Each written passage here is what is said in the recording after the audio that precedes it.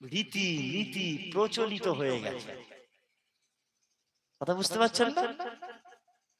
নামাজ নামাজের মতন পড়তে হবে।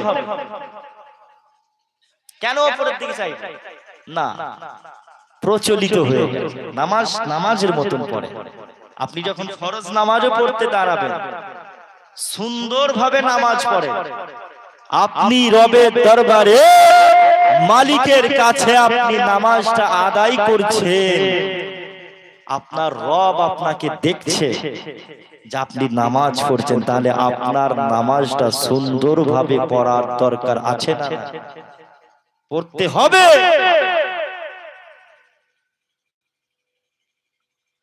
মুসলমানের ছেলেরা, এ নবীর উম্মত উম্মতানিরা, আল্লাহ নবী নবী দয়া নবী নবী আমাদের দুনিয়া বাদশা হাবিবুল্লাহ জানিয়ে দিলেন, বাবা সাহাবারা, আসসালাতু মিফতাহুল জান্নাত, নামাজ হলো জান্নাতের চাবিকাঠি। জান্নাতের তালা খুলতে গেলে আপনার নামাজের প্রয়োজন, তাই আপনাকে নামাজটা ঠিকঠাক ভাবে আদায় করতে হবে। ও মুসলমান, ও আমার পূর্ব মেদিনীপুরের আমার দাদা পীরের মুরিদানেরা শোনেন, নামাজ যখন পড়তে দাঁড়াবেন ইখলাসের সাথে নামাজটা আদায় করবেন, সুন্দরভাবে নামাজ পড়ার চেষ্টা করবেন, যেন আল্লাহ পাক আপনার নামাজটা কবুল করে নেয়। নাহলে আপনি সপ্তাহে তো একবার নামাজ পড়লেন, সপ্তাহে তো আপনি যতই নামাজ পড়েন না কেন, যদি প্রতিনিয়ত 5 ওয়াক্ত নামাজ পড়েন, 5 ওয়াক্ত নামাজ পড়ার পরে আপনার নামাজটা যদি ইখলাসের সাথে না হয়, আপনার নামাজটা যদি সুন্দরভাবে না হয়, আল্লাহ পাক যদি আপনার নামাজটা কবুল না করে, তাহলে আপনার কোনো লাভ হবে না। যদি আপনি 1 ওয়াক্ত নামাজ পড়েন, ওটা সলিড ভাবে আদায় করেন, যেন সুন্দরভাবে নম্রভাবে যদি আদায় করেন, যেন আল্লাহ পাক আপনার ওই নামাজটা কবুল করে নেয়। এমন ভাবে পড়তে হবে যেন আল্লাহ কবুল করে। তাহলে 5 ওয়াক্ত নামাজ পড়বেন, ঠকাঠক পড়বেন, রুকুতে আপনি তাসবিহ পড়বেন না, সেজদায় গিয়ে তাসবিহ পড়তে। এই যে পিছনের ভাইরা এইদিকে একটু আগিয়ে আসেন, এখানে চলে আসেন। আপনারা রুকুতে তাসবিহ পড়বেন না, সেজদায় গিয়ে তাসবিহ পড়বেন না, তাশাহুদে বসে তাসবিহ, আপনার দরুদ শরীফ আত্তাহিয়াত পড়বেন না, দরুদ ইব্রাহিম পড়বেন না, আপনার নামাজ হবে তো? কি বলছেন? 1 ওয়াক্ত নামাজ পড়েন যেন আল্লাহ কবুল করে, সলিড ভাবে আদায় করে। মুসলমানের ছেলেরা, এ নবীর উম্মত উম্মতানিরা, ও আমার মুরব্বি বাজানেরা, আম্মারা বোনেরা, আপনাদেরকেও বলে যাচ্ছি, আপনারা নামাজটা সুন্দরভাবে আদায় করুন, নামাজ সুন্দরভাবে পড়ার চেষ্টা করুন। কে কেমন ভাবে নামাজ পড়েন এটা দেখবেন না। যদি আপনি নাভির নিচেও হাত বেঁধে নামাজ পড়েন, হানাফি মাযহাবের ইমাম, আমাদের ইমাম আযম আবু হানিফা নোমান বিন সাবিত রাহমাতুল্লাহ আলাইহির মতে, আপনার নাভির নিচে নামাজটা যদি পড়েন, ওই নামাজটাও আপনার কবুল হয়ে যাবে, আপনার নামাজটাও হবে। যদি আপনি বুকের ওপরে হাত বেঁধে নামাজ পড়েন, ওই নামাজটাও আপনার হবে। আপনি যদি হাত পুরো ছেড়ে দেন, হাতটাও না যদি বাঁধেন, ওটা হলো ইমাম মালিক রাহমাতুল্লাহ আলাইহির অভিমত। হাত ছেড়ে দিয়ে নামাজ পড়তেন ইমাম মালিক রাহমাতুল্লাহ আলাইহির অনুসারীরা। আপনার হাত বেঁধে নামাজ পড়ে না, ওই নামাজটাও কবুল হয়ে যাবে। মুসলমান, তাহলে আপনি যেভাবে নামাজটা আদায় করবেন, যদি আপনি দাঁড়িয়ে না পড়তে পারেন, ইসলাম আপনাকে শিক্ষা দিয়েছে আপনি বসেও নামাজ পড়তে পারবেন। যদি আপনি বসে এমন করে নামাজটা আদায় করতে পারেন তাহলে আপনি শুয়ে শুয়েও নামাজ পড়তে পারবেন। ইসলাম কারোর জন্য কঠিন করে নাই। ইসলামটাকে আল্লাহ পাক, শরিয়াতটাকে আল্লাহ পাক আপনার সহজ করে দিয়েছে আমাদের জন্য। আমরা এমন উম্মত, আল্লাহও জানে যে আখিরি নবীর উম্মতেরা বড় কমজোরি হবে, বড় কমজোর হবে। এরা ঠিকভাবে আল্লাহর হুকুমগুলো পালন করতে পারবে না। আরে মুসলমান, আজকে আমরা এই 5 ওয়াক্ত নামাজ আল্লাহ ফরজ করেছে, এই 5 ওয়াক্ত নামাজটা আমরা ঠিকঠাক ভাবে আদায় করতে পারছি না, অথচ আল্লাহ পাক 50 ওয়াক্ত নামাজ ফরজ করেছিল। 50 ওয়াক্ত নামাজ নিয়ে যখন মুস্তাফা সাল্লাল্লাহু আলাইহি ওয়াসাল্লাম আপনার দুনিয়ার দিকে আসতে লাগলেন, আল্লাহ পাক আল্লাহ নবী হযরত মুসা আলাইহিস সালাম বললেন, হে মুহাম্মদ ইয়া রাসূলুল্লাহ, আপনার উম্মতেরা 50 ওয়াক্ত নামাজ পড়তে পারবে না, নামাজ কমিয়ে আনুন। কমাতে কমাতে 5 ওয়াক্ত নামাজে ঠেকে গেল। ও মুসলমান, যেই 50 ওয়াক্ত নামাজটা আল্লাহ পাক ফরজ করেছিল, ওই 50 ওয়াক্ত নামাজ যদি আজকে ফরজ থাকতো তাহলে আমরা মুসলমান আমাদের মনে হয় সারা দিন মসজিদেই পড়ে থাকতে হতো। কি হতো? মসজিদে সারা দিন আমাদের পড়ে থাকতে হতো। শুধু নামাজ নিয়ে ঠেলাঠেলি চলতো। কথা বুঝতে পারছেন না? সারা দিন তো নামাজ, 50 ওয়াক্ত নামাজটা কম। আল্লাহ জানে মুস্তাফার উম্মতেরা পারবে না, তাই তো আল্লাহ পাক বললেন, হাবিব আপনার উম্মতেরা 50 ওয়াক্ত নামাজ, 5 ওয়াক্ত নামাজ আমি আল্লাহ আপনার উম্মতের জন্য ফরজ করলাম। আপনার উম্মতিরা এই 5 ওয়াক্ত নামাজটা যারা আদায় করবে, আমি আল্লাহ পাক তাদের আমলনামায় 50 ওয়াক্ত নামাজে সওয়াব লিখে দেব। জোরে বলুন, আরো জোরে সুবহানাল্লাহ। 50 ওয়াক্ত নামাজে সওয়াব পেয়ে যাব 5 ওয়াক্ত নামাজ পড়লে। তাহলে পড়তে হবে না? ভালোভাবে পড়েন। 5 ওয়াক্ত নামাজ না পড়তে পারলেও 1 ওয়াক্ত অন্তত পড়েন। আপনি আল্লাহর বান্দা, আল্লাহ আপনাকে পাঠিয়েছে, আল্লাহ আপনাকে এখনো ভালো রেখেছে, আল্লাহ আপনাকে এখনো সুস্থ রেখেছে, আল্লাহ পাক আপনাকে প্রত্যেকটা সেকেন্ডে সেকেন্ডে নিয়ামত দিয়ে যাচ্ছে। এই নিয়ামতের শুকরগুজার করতে হবে, নিয়ামতটাকে প্রকাশ করতে হবে। বুঝতে পারছেন না? আল্লাহ চাইলে আপনার হাত পা অবাস করে দিতে পারে। আপনি যেই কাজের জন্য নামাজ ছাড়ছেন, আল্লাহ চাইলে আপনার হাত পা অবাস করে দেবে, রিজিক পাবে না। রিজিকের মালিককে সবাই মিলে বলে, জোরে বলে, আল্লাহ রিজিক দিচ্ছে। তাহলে বান্দা, রিজিকের মালিক যখন আপনি আমি জানি আল্লাহ, তাহলে কেন আমরা এখনো সেই আল্লাহর ইবাদত হুকুম ঠিকঠাক ভাবে আদায় করছি না? কথা বুঝতে পারছেন না? মুসলমানের ছেলেরা, আমার পূর্ব মেদিনীপুরে আমার দাদা পীরের মুরিদানেরা, আসো আসো, আল্লাহ দিকে ফিরে আসেন, নামাজ পড়ে রোজা রাখেন, আল্লাহকে ভয় করেন, খৌফে ইলাহি আল্লাহর ভয়টা আনেন, অন্তরের মধ্যে আল্লাহর ভয় আনেন। মনে রাখবেন, দাজ্জাল আসার টাইম হয়ে গেছে, এটা কিয়ামতের সময়। আল্লাহ নবী বলেছে, ডান দিক দিয়ে ফিতনা, বাঁ দিক দিয়ে ফিতনা। এমন একটা সময় আসবে আমার উম্মতিরা যেদিকে তাকাবে সেই দিকেই শুধু ফিতনা। এই ফিতনা জামানায় আপনার আমার ঈমানটা মজবুত রাখতে হবে। আপনার আমার ঈমানটা মজবুত রেখে আপনাকে আমাকে আমল করতে হবে। ও মুসলমানের ছেলেরা, ও আমার বাবা সাহাবারা, দাজ্জাল যখন আসবে, দাজ্জাল এসে মানুষের ঈমানটা লুটে নেবে। দাজ্জাল সবাইকে বলবে আমাকে আল্লাহ বলে মেনে নাও, আমাকে খোদা বলে মেনে নাও।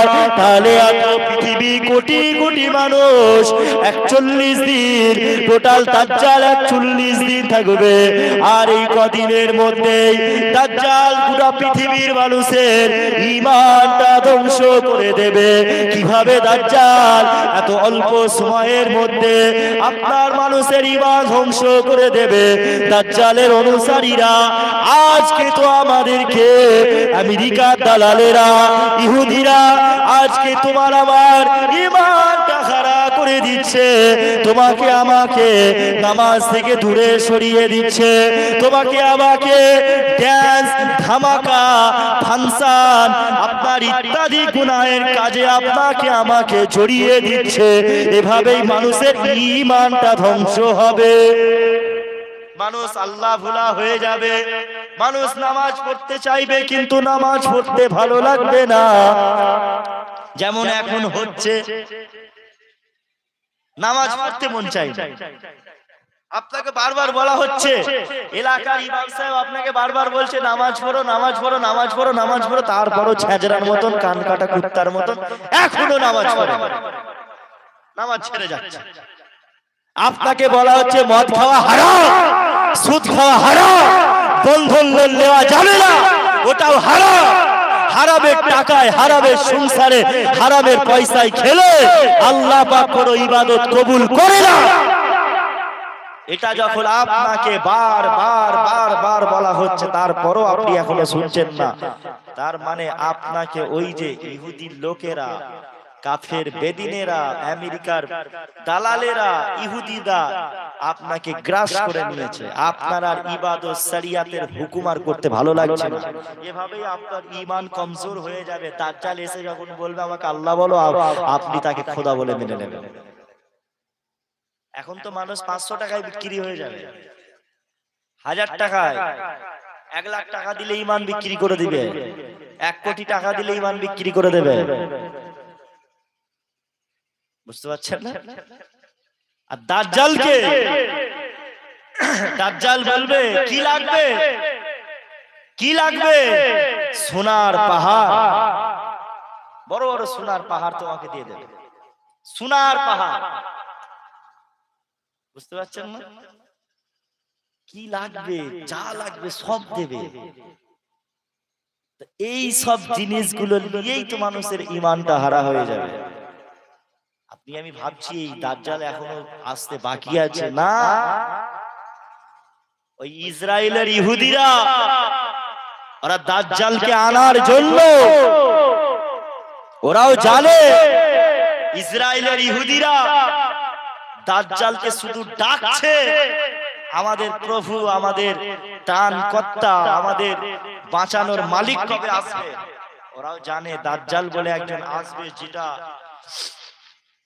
যার খবর, যাকে আপনার ইহুদিরা এমন করে বেধর্মীকেরা তারা মেনে নেবে। মুসলমানদের বিরোধী হবে দাজ্জাল, ঈমানদারদের বিরোধী হবে দাজ্জাল, ঈমানদারদেরকে মেরে দেবে। সব জানে, ওরা শুধু যাচ্ছে কবে আসবে দাজ্জাল। বুঝতে পারছেন না? অপেক্ষায় আছে। আর দাজ্জাল আসার কাজগুলো সব চালু করে দিয়েছে ওরা। কি কি করতে হবে না করতে হবে সব শুরু হয়ে গেছে। পৃথিবীর জমিনের অবস্থা দেখতেই পাচ্ছেন তো, ফিলিস্তিনের বাচ্চা ছেলেদেরকে সব মেরে দিচ্ছে, দেখছেন তো? কেন মারছে বলে? ফিলিস্তিনের বাচ্চা ছেলেগুলোকে লক্ষ লক্ষ লক্ষ লক্ষ বাচ্চা ছেলে মারছে কেন? ইসরায়েলের ইহুদিরা। হিটলার নাম শুনেছেন আপনারা? হিটলার, হ্যাঁ, হিটলার নাম শুনেছেন?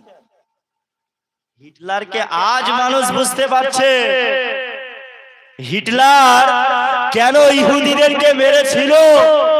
হিটলার বলেছিল যে আমি কেন ইহুদিদেরকে হত্যা করেছিলাম, ইহুদিদেরকে ধরে ধরে কেন হত্যা করেছিলাম, তার কারণ দুনিয়ার মানুষ সময় আসলে তারা মানুষ বুঝতে পারবে কেন আমি ইহুদিদেরকে মারতাম। আর আজ মানুষ বুঝতে পারছে যে ইহুদিরা কত ডেঞ্জারাস। কেন হিটলার মেরেছিল? সালাউদ্দিন আইয়ুবীর মতন মানুষ একজন দরকার। হযরতে ফারুক আযম ওমর ফারুক রাদিয়াল্লাহু তাআলা আনহুর মতন মানুষ দরকার। এখন আমাদের ঈমান পুরো কমজোর হয়ে গেছে। আমরা কি লড়াই করব? আমরা কি যুদ্ধ করব? ফিলিস্তিনের মুসলমানেরা বাচ্চা ছেলেরা তাদেরকে হত্যা করা হচ্ছে। আর আজকালের কিছু আহলে হাদিস নাম ধরে আলেম উলামা বেরিয়েছে, আপনার তারা ফতোয়া দিচ্ছে ইসরায়েলের ইহুদিদের বিরুদ্ধে যুদ্ধ করা যাবে না। ফিলিস্তিনের হামাস বাহিনী কেন যুদ্ধ করছে? এর জন্য হামাস বাহিনী দোষী। ওদের জন্য বাচ্চা ছেলেগুলো মারা যাচ্ছে, ওরা যুদ্ধটা চালু রেখেছে বলে। আরে যুদ্ধ হচ্ছে কিসের জন্য? হক বাতিলের সাথে যুদ্ধ হচ্ছে, মসজিদে আকসাকে নিয়ে। আর সেই জায়গাতেও কিছু আলেম ওলামারা আপনার বলছে, বক্তা আহলে হাদিস নামক কিছু আলেম আছে, ওরা বলছে আপনার ইসরায়েলের ইহুদিরা যেটা করছে সেটা ঠিক করছে। কথা বুঝতে পারছেন না? সালাউদ্দিন আইয়ুবী নাম শুনেছেন? সালাউদ্দিন আইয়ুবী যখন মসজিদুল আকসা বিজয় করেছিল, মসজিদে আকসা বিজয় করার পরে সালাউদ্দিন আইয়ুবী হুজুর উনি খুঁজতে লাগলেন, আলেম উলামাদের খুঁজতে লাগলেন। উনি বললেন কিছু আলেম উলামাদেরকে আমি হত্যা করব। তখন মানুষ সবাই অবাক হয়ে গেল, আলেম উলামাদের হত্যা করবেন মানে? হুজুর বলতে লাগলো সালাউদ্দিন আইয়ুবী যেই মসজিদে আকসা বিজয় হওয়ার জন্য কিছু আলেম উলামারাও এরাও বিরোধী করেছিল, এরাও ফতোয়াবাজি করেছিল, মসজিদে আকসা বিজয়ের বিরুদ্ধে ফতোয়াবাজি করেছিল। ওই সকল আলেম উলামাদেরকে ধরে সালাউদ্দিন আইয়ুবী টোটাল 3000 আলেমকে আপনার হত্যা করেছিল। আর আজও সেটা প্রয়োজন। যারা ইসরায়েলের ইহুদিদেরকে, যে সমস্ত আলেম, যে সমস্ত বক্তা, যে সমস্ত দল যারা ইসরায়েলের ইহুদিকে সাপোর্ট করবে, সেই সমস্ত মানুষদেরকে তাদেরকেও হত্যা করাটা আমাদের ঈমানি কর্তব্য। আলেম হোক, পীরজাদা হোক, মুফতি সাহেব হোক, যেই হোক, বুঝতে পারছেন না? আর ফিলিস্তিনের বাচ্চারা ওদেরকে মারছে, হত্যা করছে। ওরা জানে যে এই জামানায় ইমাম মাহদী নামক একজন মানুষ আসবে, যার নাম হবে ইমাম মাহদী। এটা একটা আমরা জানি সবাই, কিন্তু আসল নাম কি বলেন তো? কে জানেন আসল নাম? যে ইমাম মাহদীর আসল নাম কি? না, ইমাম মাহদী আলাইহিস সালামের আসল নাম হলো মুহাম্মদ। আল্লাহর নবী বলেছিল যে আমার নামে হবে, আমার পিতার নামে হবে। ওনার আব্বার নাম, পিতার নামও হবে আব্দুল্লাহ। তিনি মদিনা শরীফ থেকে প্রকাশ পাবে। ইমাম মাহদী আলাইহিমুস সালাম মদিনা শরীফ থেকে প্রকাশ পাবে। একটা কালো পতাকাধারী দল হবে যারা তার হাতে বায়াত গ্রহণ করবে। সেটা যাবে খোরাসানের দিক থেকে গিয়ে ইমাম মাহদীর হাতে বায়াত হবে। আল্লাহ নবী বলেছে ইমাম মাহদী যখন আসবে, পৃথিবীর মুসলমান তোমরা তখন ইমাম মাহদীর কাছে হামাগুড়ি দিয়ে হলো তার হাতে বায়াত করো। হামাগুড়ি দিয়ে হলো তার কাছে যাও, তার কাছে গিয়ে তার হাতে বায়াত হয়ে তার সাথে তোমরাও থাকো, তার নেতৃত্ব মানো।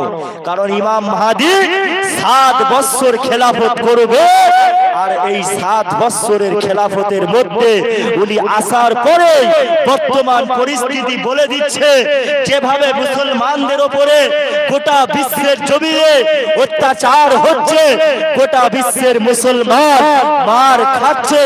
আল্লাহ নবী বলেছিল এমন একটা সময় আসবে মানুষকে, মুসলমানদেরকে মেরে মেরে মেরে মেরে কোলঠাসা করে দেবে। তখন ইমাম মাহদী আসবে, এসে এই উম্মাতিদেরকে বাঁচাবে, বাঁচিয়ে এই মসজিদে আকসাকে আবার বিজয় করবে। জোরে বলুন সুবহানাল্লাহ। আজকে যেই ফিলিস্তিনের মুসলমান হত্যা হচ্ছে, যেই গাজা শহরটাকে পুরো ধ্বংস করে দিয়েছে, ওই গাজা শহরটাই হলো ইসলামের হেডকোয়ার্টার। ওখান থেকে ইসলামের ঝান্ডা উড়বে। জোরে বলুন। ওখান থেকেই ওই ফিলিস্তিন, ওই গাজা, ওই রাফা, ওই শহরগুলোই হবে পুরো গোটা পৃথিবীর রাজধানী। জোরে বলুন সুবহানাল্লাহ। এটা হুজুরের কথা, মুস্তাফার কথা। বুঝতে পারছেন না? আজ ওটা সব শেষ, সব সমতল হয়ে গেছে, কিন্তু একটা সময় আসবে ওটাই রাজধানী। ওই মসজিদ আকসা আবার বিজয় হবে। আর এই বিজয় করার জন্য আমাদের ঈমানটাকে মজবুত করতে হবে। ঈমান মজবুত করে আমাদেরকে আল্লাহকে একমাত্র ভয় করে আমাদেরকে ময়দানে নামতে হবে। ভয় করছেন? কাউকে ভয় করেন আল্লাহ ব্যতীত? যদি যুদ্ধ হয়, যুদ্ধে নামতে পারবেন? ইসলামের জন্য শহীদ হতে কারা কারা পারবেন একটু হাত তুলে দেখাবেন? মাশাআল্লাহ।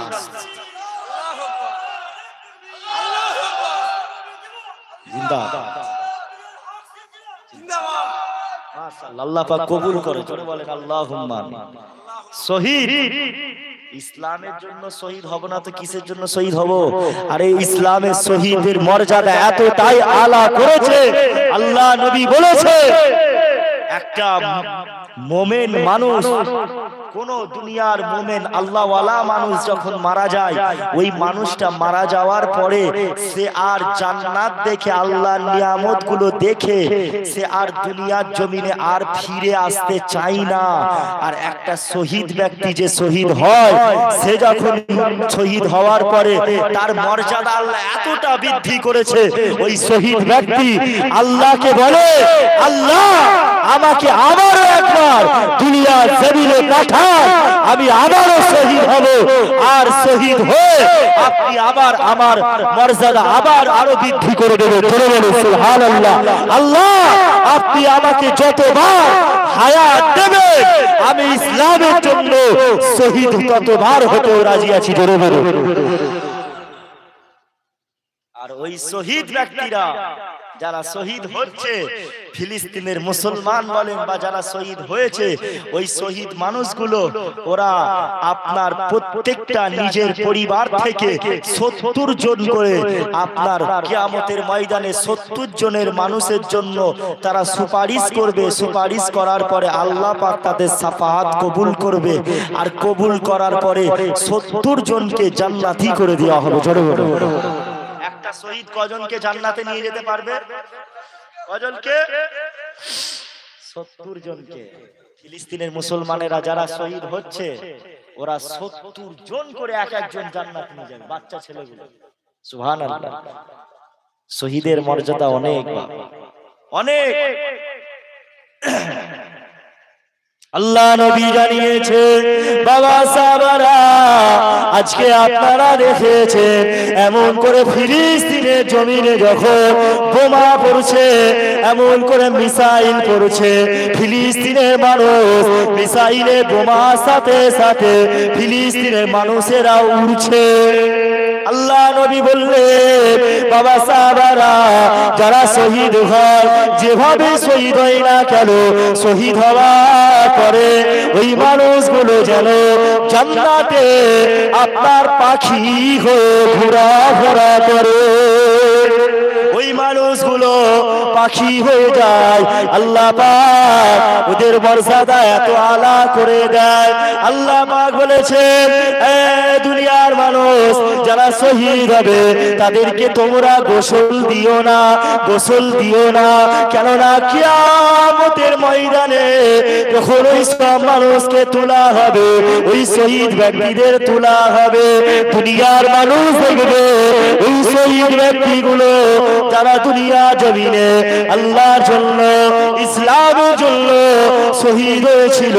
দুনিয়ার মানুষ কিয়ামতের ময়দানে আমরা সবাই দেখব ওই মানুষগুলো রক্তে রঞ্জিত, কারো হাত কাটা, কারো পা কাটা, কারো গলা কাটা, যে যেমন ভাবে শহীদ হয়েছিল সেই রকম ভাবে, ঠিক সেই রকম ভাবে কিয়ামতের ময়দানে উঠবে।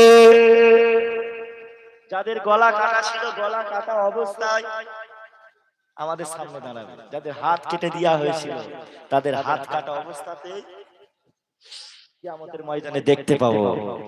ইমাম হুসাইন রাদিয়াল্লাহু তাআলা আনহু তিনার তো গর্দান জুদা করা হয়েছিল, গর্দান কেটে ফেলা হয়েছিল। ইমাম হুসাইন হুজুরও কিয়ামতের ময়দানে গর্দান না থাকা অবস্থাতেই উঠবে, যেমন ভাবে দেখবো রক্ত তাদের শরীরে এখনো রক্ত লেগে আছে, টাটকা রক্ত। জোরে বলুন সুবহানাল্লাহ। কারণ শহীদরা যখন মারা যায়, শহীদরা যখন কোনো মানুষ ইসলামের জন্য শহীদ হয়, ওই মানুষটা মৃত্যুবরণ করে না, ওই মানুষটা মারা যাওয়ার শহীদ হওয়ার পরও জীবিত থাকে। জোরে বলুন সুবহানাল্লাহ। বুঝতে পারছেন না? কেননা আল্লাহ পাক বলেছে, ওরে আমার বান্দা বান্দিরা রে, ওয়ালা তাকুলু ফি সাবিলিল্লাহি আমওয়াত, ওয়ালা তাকুলু ফি সাবিলিল্লাহি আমওয়াত। যারা আল্লাহর রাস্তায় শহীদ হবে তাদেরকে তোমরা মৃত বলো না, মৃত বলো না, বাল আহইয়াউন, বরং তারা জীবিত। ওয়ালাকিন লা তাশউরুন, যদি তোমরা বুঝতে, যদি তোমরা অনুভব করতে, যদি তোমরা জানতে, তাহলে কোনো আপনার শহীদ ব্যক্তিকে মৃত বলতে না। এ মুসলমান, আজকে কিছু মানুষ আছে সমাজের, কিছু মানুষ তারা আমার মুস্তাফাকে মৃত বলে, বলে আমার মুস্তাফা মারা গেছে, হাবিবুল্লাহ হুজুর মৃত্যুবরণ করেছে, হাবিবুল্লাহ মুস্তাফা সাল্লাল্লাহু আলাইহি ওয়াসাল্লাম মারা গিয়েছে, পচে গিয়েছে, তিনার লাশ খুঁজে পাওয়া যাবে না। এমনও মানুষ আছে, এমনও দল আছে মুস্তাফা হুজুরকে মৃত বলে। আপনারা এবারে বিচার করেন, মুস্তাফা হুজুরের সম্মান আল্লাহ পাক সব থেকে আলা করেছে কি নাকি আপনার শহীদদের মর্যাদা সব থেকে বেশি? শহীদদের মর্যাদা থেকেও আল্লাহ পাক মুস্তাফার সম্মান, হাবিবুল্লাহ সম্মান, আমার নবী পাক সাল্লাল্লাহু আলাইহি ওয়াসাল্লামের হুজুরের সম্মান আল্লাহ পাক আলা করেছে। তাহলে যেখানে আল্লাহ পাক বললে শহীদরা মৃত নয়, তাহলে আমার মুস্তাফা জীবিত, জীবিত। আমাদের আহলুস সুন্নাত ওয়াল জামাতের আকীদা হলো আমার হাবিবুল্লাহ হুজুর, আমার মুস্তাফা হুজুর জিন্দা, জিন্দা নবী, আমরা হায়াতুন নবী বলে মানি।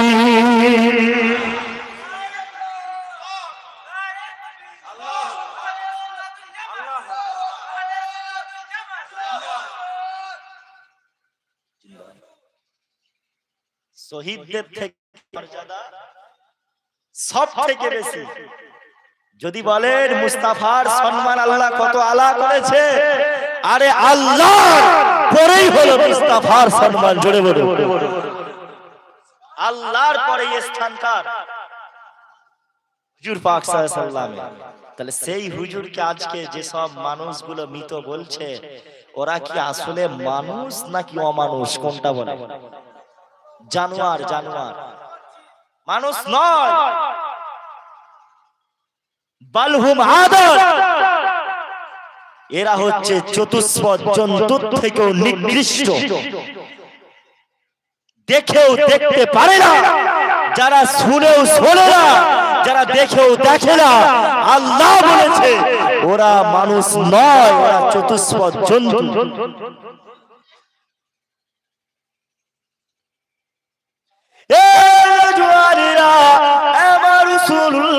ওয়ালারা আল্লাহ পাক জানিয়ে দিলে ওরে আমার বান্দা বান্দিরা রে আমি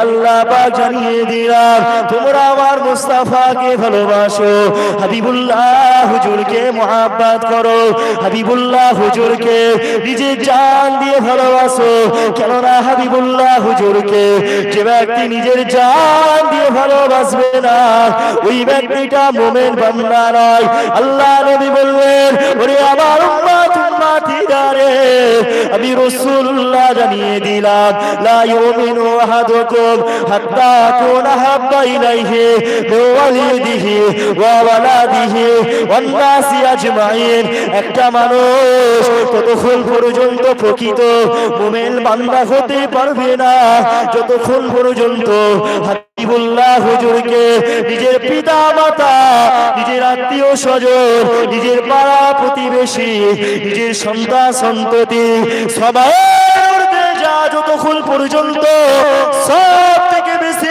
মুস্তাফাকে না ভালোবাসতে পারছে ততক্ষণ মানুষ মুমিন বান্দা হতে পারবে না তাহলে মুমিন বান্দা হতে গেলে সব থেকে বেশি হাবিবুল্লাহ হুজুরকে ভালোবাসতে হবে আপনি বিচার করুন আপনি আপনার মনকে অন্তর করুন আমি কাকে ভালোবাসি কেউ আমরা বাপকে ভালোবাসি কেউ আমরা মাকে ভালোবাসি কেউ আমরা স্ত্রীকে ভালোবাসি যে যাকে ভালোবাসে দেখবেন সে তাকে নিয়েই বেশি চর্চা করবে যদি আপনি বউকে ভালোবাসেন তো সারাদিন খালি বউ বউ করবেন যদি মাকে ভালোবাসেন তো মায়ের কথা মনে পড়বে বাপকে ভালোবাসলে বাপের কথা মনে পড়বে আর ইয়ং ছেলেরা যারা বিয়ে শাদী করেন যারা আপনার প্রেম ভালোবাসা করে ওরা খালি গার্লফ্রেন্ডের কথাই মনে পড়বে ঠিক না সকালবেলায় ঘুম থেকে উঠবে কলগেট বিরাজ না করে আগে গার্লফ্রেন্ডের সাথে কথা চা খেতে খেতে দুপুর বেলায় ভাত খেতে খেতে কথা কাজ করতে করতে কানে বল্টু গুজে কথা রাত্রে বেলায় মানে আপনি যাকে বেশি ভালোবাসবেন তাকে নিয়ে আপনার একটু বেশি ভাবনা চিন্তা হবে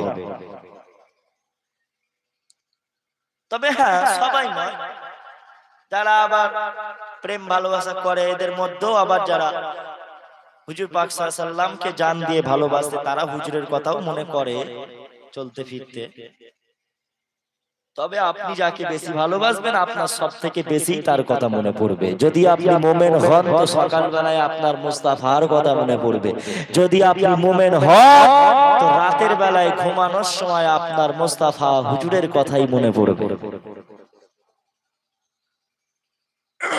বুঝতে পারছেন না হুজুর পাক সাল্লাল্লাহু আলাইহি ওয়াসাল্লামকে ভালোবাসেন মহব্বত করেন এখন আপনার আমার ঈমানটাকে মজবুত করতে হবে করে আমাদেরকে ঈমান মজবুত করে আমল করতে হবে যদি আপনি ঠিকঠাক ভাবে নামাজ নাও পড়তে পারেন অন্তত ঈমানটাকে মজবুত করেন যখন ইসলামের বিরুদ্ধে কিছু কাজ হবে সেটার বিরুদ্ধে আপনি রুখে দাঁড়ান এটা আপনার ঈমানি দায়িত্ব আজকে ওয়াকফ বিল যেটা পাস হয়ে গেছে এই ওয়াকফ বিলের বিরুদ্ধে ওয়াকফ বিলটা যাতে আবার তুলে নেওয়া হয় এটার বিরুদ্ধে আপনাকে এখনো আপনার ঈমানি দায়িত্ব আপনাকে লড়াই করতে হবে না হলে এমন একটা দিন আসবে যখন আপনি আপনার কবরস্থানে আপনার নিজের কবরস্থানে আপনি নিজের লাশের মাটিটাও আপনি পাবেন না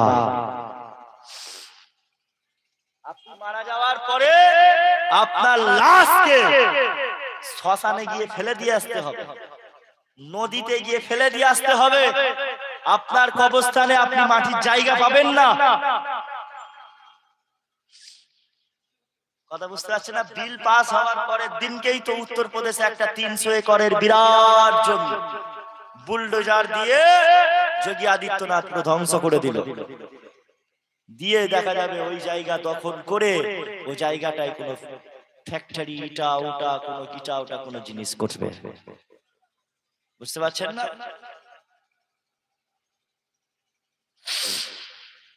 মন্দির করবে, মন্দির করবে, কারণ এখন তো আর দেবতারা তো আর মন্দিরে থাকতে চায় না, এখন সব দেবতারা সব ভগবান যত আছে সব খালি গিয়ে মসজিদের তলায় গিয়ে ঢুকে পড়ছে, বুঝতে পারছেন না?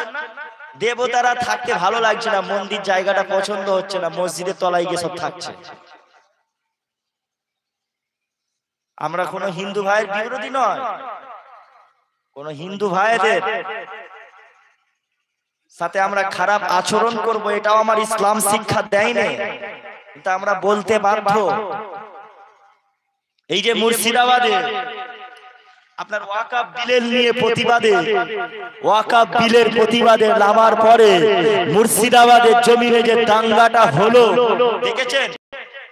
কে কে দেখেছেন? মালদা মুর্শিদাবাদে দাঙ্গা হচ্ছে, দেখেছেন তো? এই যে দাঙ্গাটা লাগালো কারা? জোরে বলেন, কে লেগেছে? RSS, BJP. এই মুর্শিদাবাদের দাঙ্গাতে আপনার আরএসএস বিজেপি লোকেরা বহিরাগত, আজকে এই ভিডিও দেখছিলাম ধুলিয়ান বলে যে জায়গাটায় মুর্শিদাবাদে মানুষের ঘর বাড়ি পুরানো হয়েছে, দোকানপাট লুটা হয়েছে, দোকানপাট ভাঙা হয়েছে, এই সমস্ত ভাঙার পিছনে ওইখানের স্থানীয় বাসিন্দারা বলছে, ওই ধুলিয়ানের বাসিন্দারাই বলছে, হিন্দু ভাইরা মুসলিম ভাইরা তারা বলছে আমাদের এই ধুলিয়ানে যে আপনার গন্ডগোলটা হয়েছে, দাঙ্গা হয়েছে, এর পিছনে স্থানীয় কোন লোক ছিল না, সব বহিরাগত, আমরা চিনি না। বাইরে থেকে লোক এলে, বাইরের রাজ্য থেকে লোক এলে আমার পশ্চিম বাংলার মাটিকে অশান্তির মাটি করতে চাইছে এই আরএসএস এর লোকেরা, এই বিজেপির লোকেরা। তবে বলে রেখে দেবেন যে বিজেপির লোকেরা, যে আরএসএস এর লোকেরা আমার পশ্চিম বাংলার মাটিতে এমন করে আপনার দাঙ্গা সৃষ্টি করতে চাইছে, এই যে দাঙ্গা করাচ্ছে, এরা যে আগুন লাগাচ্ছে, এরা নিজেরাই এমন একটা সময় আসবে এরা নিজেরাই ক্ষতিগ্রস্ত হবে, এরা নিজেরাই ক্ষতিগ্রস্ত হবে, বুঝতে পারছেন না? মানুষ যখন বুঝবে, মানুষ বুঝে গেছে। শুভেন্দু অধিকারী কখনো ভালো চাই না, কি বলছে বিজেপির নেতা কি ভোলানাথ মজুমদার না কি নাম গো, সুকান্ত মজুমদার, হ্যাঁ সুকান্ত মজুমদার, আর একটা কি আছে গাধা সিং নাকি, কি সিং, অর্জুন সিং, ও গাধা সিং নয়, ও যাই হোক অর্জুন সিং বলছে বাইরের রাজ্য থেকে মানুষ নিয়ে এসে মুর্শিদাবাদের মাটিতে ওরা লড়াই করবে, ওরা নদিয়াতে মুসলমানদেরকে মারবে। এই কি ভোলাকান্ত মজুমদার, সরি কি মজুমদার, সুকান্ত মজুমদার, সুকান্ত মজুমদার বলছে নদিয়া জেলায় হিন্দু বেশি, হিন্দু ভাই বেশি, এই নদিয়ার জমিনে মুসলমানদের মারবে। আরে বুঝে নাও, আমার প্রত্যেকটা হিন্দু ভাইদেরকেও বলছি, সোশ্যাল মিডিয়ার মাধ্যমে বা আওয়াজ যারা পাবে সোশ্যাল মিডিয়ার মাধ্যমে স্পষ্ট বলে দিয়ে যাচ্ছি, এই আরএসএস এর লোকেরা, এই বিজেপির লোকেরা আপনাকে উস্কানি দিচ্ছে, আপনাকে উস্কানি দিয়ে এরা এসি ঘরে ঢুকে যাবে। আর মুর্শিদাবাদের মাটিতে যেই দাঙ্গাটা হয়েছে, মারামারি হয়েছে, ওই হিন্দু মুসলমানের মারামারির পিছনে মুসলমানও হত্যা হয়েছে, মুসলমানও নিহত হয়েছে, এমন করে হিন্দু ভাইও নিহত হয়েছে। এই নিহত হওয়ার পিছনে আরএসএস বিজেপির লোকেরাই বাইরের রাজ্য থেকে লোক দিয়েছে পশ্চিম বাংলার মাটিকে অশান্তি করে আপনার এরা রাজনীতি করতে চাইছে। সাধারণ জনগণ মরবে, সাধারণ জনগণ মানুষ মার খাবে, আর নেতারা গায়ে এসি লাগিয়ে হাওয়া খাবে। তারপরে বাইরে বেরিয়ে এসে সোশ্যাল মিডিয়ায় দুটো মিডিয়া সামনে এসে বলবে আমাদের হিন্দু ভাইদের উপরে অত্যাচার হলো, মারলো, দোকানপাট ভেঙে দিল, ঘর বাড়ি ভেঙে দিল, উস্কানি দিচ্ছে। ভণ্ডামি আর চলবে না, মানুষ বুঝে গেছে। ওই নেতাগুলো ওরা লড়াই করবে না, ওরা গিয়ে লড়াই করবে না, আপনার হয়ে পাশে থাকবে না, ওরা সব ওই মারামারি দাঙ্গা হয়ে যাবে, হয়ে যাওয়ার পরে সোশ্যাল মিডিয়ায় ওদের তো আর আপনার আমার মতন খোলা মাঠে গোল দেয় না, ওরা বডিগার্ড নিয়ে ঘুরবে, বুঝতে পারছেন না? ওরা বডিগার্ড নিয়ে ঘুরবে, আর আপনি আমি সাধারণ জনগণ মার খাবো।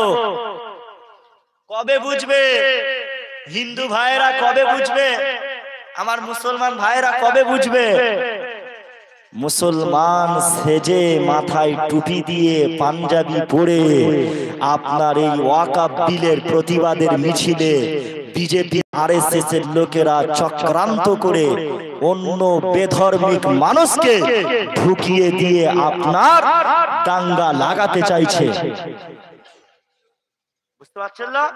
এই যে ওয়াকাফ বিলের প্রতিবাদ হচ্ছে, এই মিছিলে দেখা যাবে আপনার দু চারটে হিন্দু, দু চারটে বেধর্মিক, দু চারটে আরএসএস এর লোক।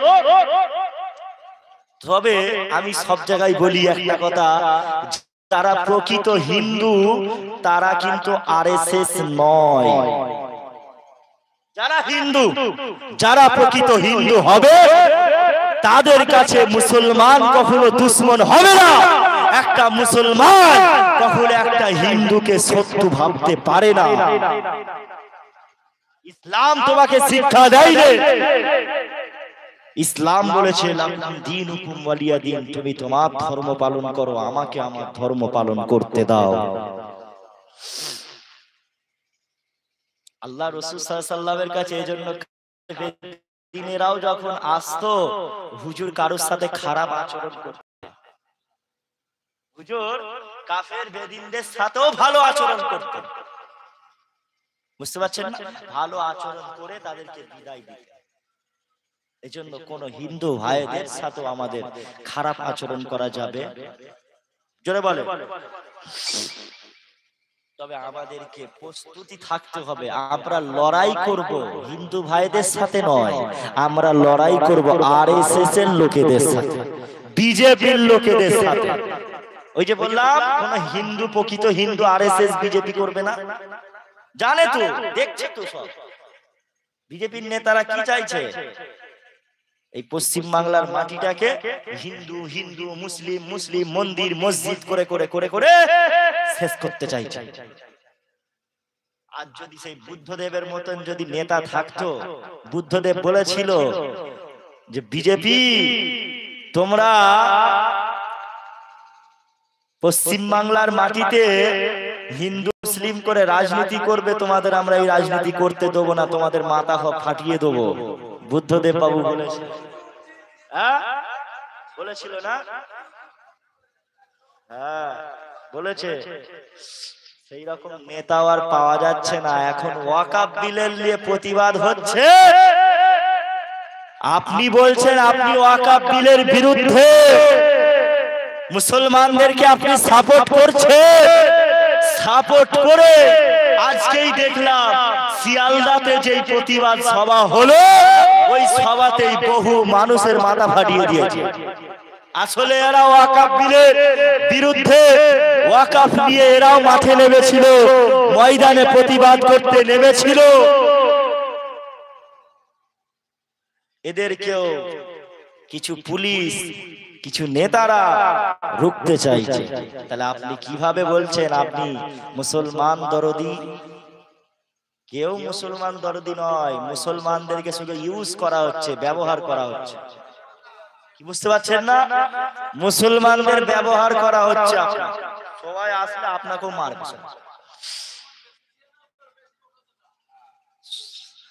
সময় আসলে মারবে। এজন্য আমাদের ঈমান মজবুত করে লড়াই করতে হবে। কথা বুঝতে পারছেন? মুসলমানের ছেলেরা, উম্মাতানিরা ও আমার মুরব্বি বাপ জানেরা ও আমার পূর্ব মেদিনীপুরের আমার দাদা পীরে মুরিদানেরা, আসো আসো আল্লাহ দিকে ফিরে আসো। নিজের ঈমানটাকে মজবুত করে, নিজের ঈমান মজবুত করে ইসলামের জন্য লড়াই করার জন্য প্রস্তুতি নেন। কেননা কিয়ামতের সময়, কিয়ামত নিকট চলে আসছে। আগামী দিনে আপনি সুস্থভাবে নামাজ পড়তে যাবেন, এই নামাজটা আপনি পড়তে যেতে পারবেন না, এমন করে আপনি আপনার ইবাদত বান্দিগি আপনি ঠিকভাবে আদায় করতে পারবেন না। কেননা আপনাকেও আপনার মসজিদ, মাদ্রাসা, আপনার কবরস্থান, খানকা, এমন করে মাজার, এমন করে ওয়াকফ আল্লাহর রাস্তায় আমাদের পূর্বপুরুষেরা যত যা দান করে গিয়েছিল, যত যা সম্পদ আছে, এই সম্পদগুলো আপনার আমার এখন আর নাই, সব নরেন্দ্র মোদীর হাতে চলে গেছে। কার হাতে? নরেন্দ্র মোদীর হাতে চলে গেছে। নরেন্দ্র মোদী, আমরা এখন সব গোলাম হয়ে গেছি। এমন এক সময় আসবে দেখা যাবে ওই মসজিদ, তোমার এলাকার মসজিদটা যেটা ওয়াকফ করা হয়েছে, ওয়াকফ মানে আল্লাহর রাস্তায় দান করে দেওয়া হয়েছে, ওই জায়গা, ওই মসজিদ, ওই ঘর, ওই খানকা ওয়াকফ করা হয়েছে, ওই মসজিদেই আপনি নামাজ পড়তে পারবেন না, ভেঙে দেবে। নরেন্দ্র মোদীর প্ল্যানটাই তো ছিল এটা, যে একটা একটা করে মাজার ভাঙছি, একটা একটা করে বাইরের রাজ্যে মসজিদ ভাঙছি। এমন করে দিন চললে তো হবে না, এক কাজ করি পুরোপুরি মুসলমানদের সব কিছু দিয়ে দিই। কথা বুঝতে পারছেন না?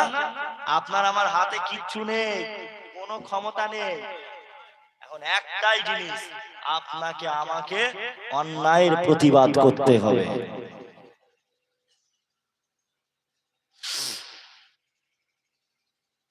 ও মুসলমানের ছেলেরা, ও আমার নবী আদরের উম্মাত উম্মাতানিরা, আল্লাহ দিকে ফিরে আসুন, নামাজ পড়ুন, আল্লাহকে ভালোবাসুন, আল্লাহকে মহাব্বত করুন, আল্লাহর ইবাদত বন্দেগী করুন। কেননা আল্লাহ পাক জানিয়ে দিয়েছে, ওয়াইজ কুল্লা লিল মালাইকাতি ইন্নী জাইলুন ফিল আরদি খলিফা, আমি আল্লাহ পাক খলিফা সৃষ্টি করব, আমি আল্লাহ পাক প্রতিনিধি সৃষ্টি করব। আমার বান্দা বান্দিরা, আমার ফেরেশতারা, আমি আল্লাহ পাক আদম আলাইহিস সালামকে সৃষ্টি করব। আল্লাহর ফেরেশতারা বলেছিল, ক্বালু আতাজআলু ফিহা মান ইউফসিদু ফিহা ওয়া ইয়াসফিকু দিমা। আল্লাহ পাক আপনি আদম সন্তান বানাবেন না, আপনি আদম সন্তান সৃষ্টি করবেন না। কেননা আদমের সন্তানেরা এরা দুনিয়া জমিনে গিয়ে আপনার ইবাদত বন্দেগী করবে না। ও রব্বি আল্লাহ, আর আপনি আদম সন্তানদের বানাবেন না, এরা দুনিয়া জমিনে গিয়ে মারামারি করবে, কাটাকাটি করবে, ফিতনা ফাসাদ করবে, আল্লাহ পাকেরা খুন খারাপি করবে। আজকে আমাদের মুসলমান নিজেরাই খুন খারাপি করছে, ভাই ভাইয়ের মাথা ফাটিয়ে দিচ্ছে, বাপ ছেলের মাথা ফাটিয়ে দিচ্ছে।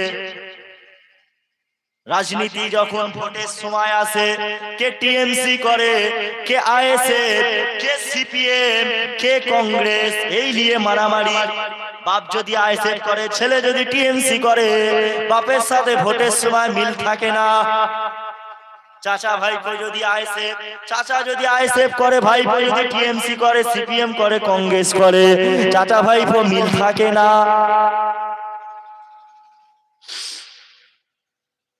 ঝগড়া শুরু হয়ে যায় দেখুনি ভোটের সময়। পাশের বাড়ি যার সাথে তোমার দুদিন আগে ভালো সম্পর্ক ছিল, ভোটের দিন আসলে কিলাকিলি শুরু।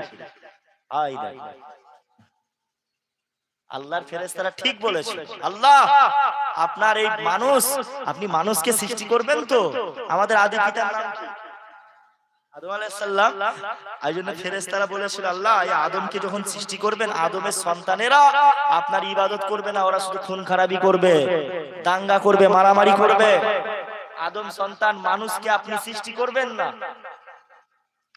আল্লাহ পাক আবার বলতে লাগলেন, আল্লাহর ফেরেশতারা বলেছিল ওয়া নাহনু নুসাব্বিহু বিহামদিকা ওয়া নুকদ্দিসু লাক।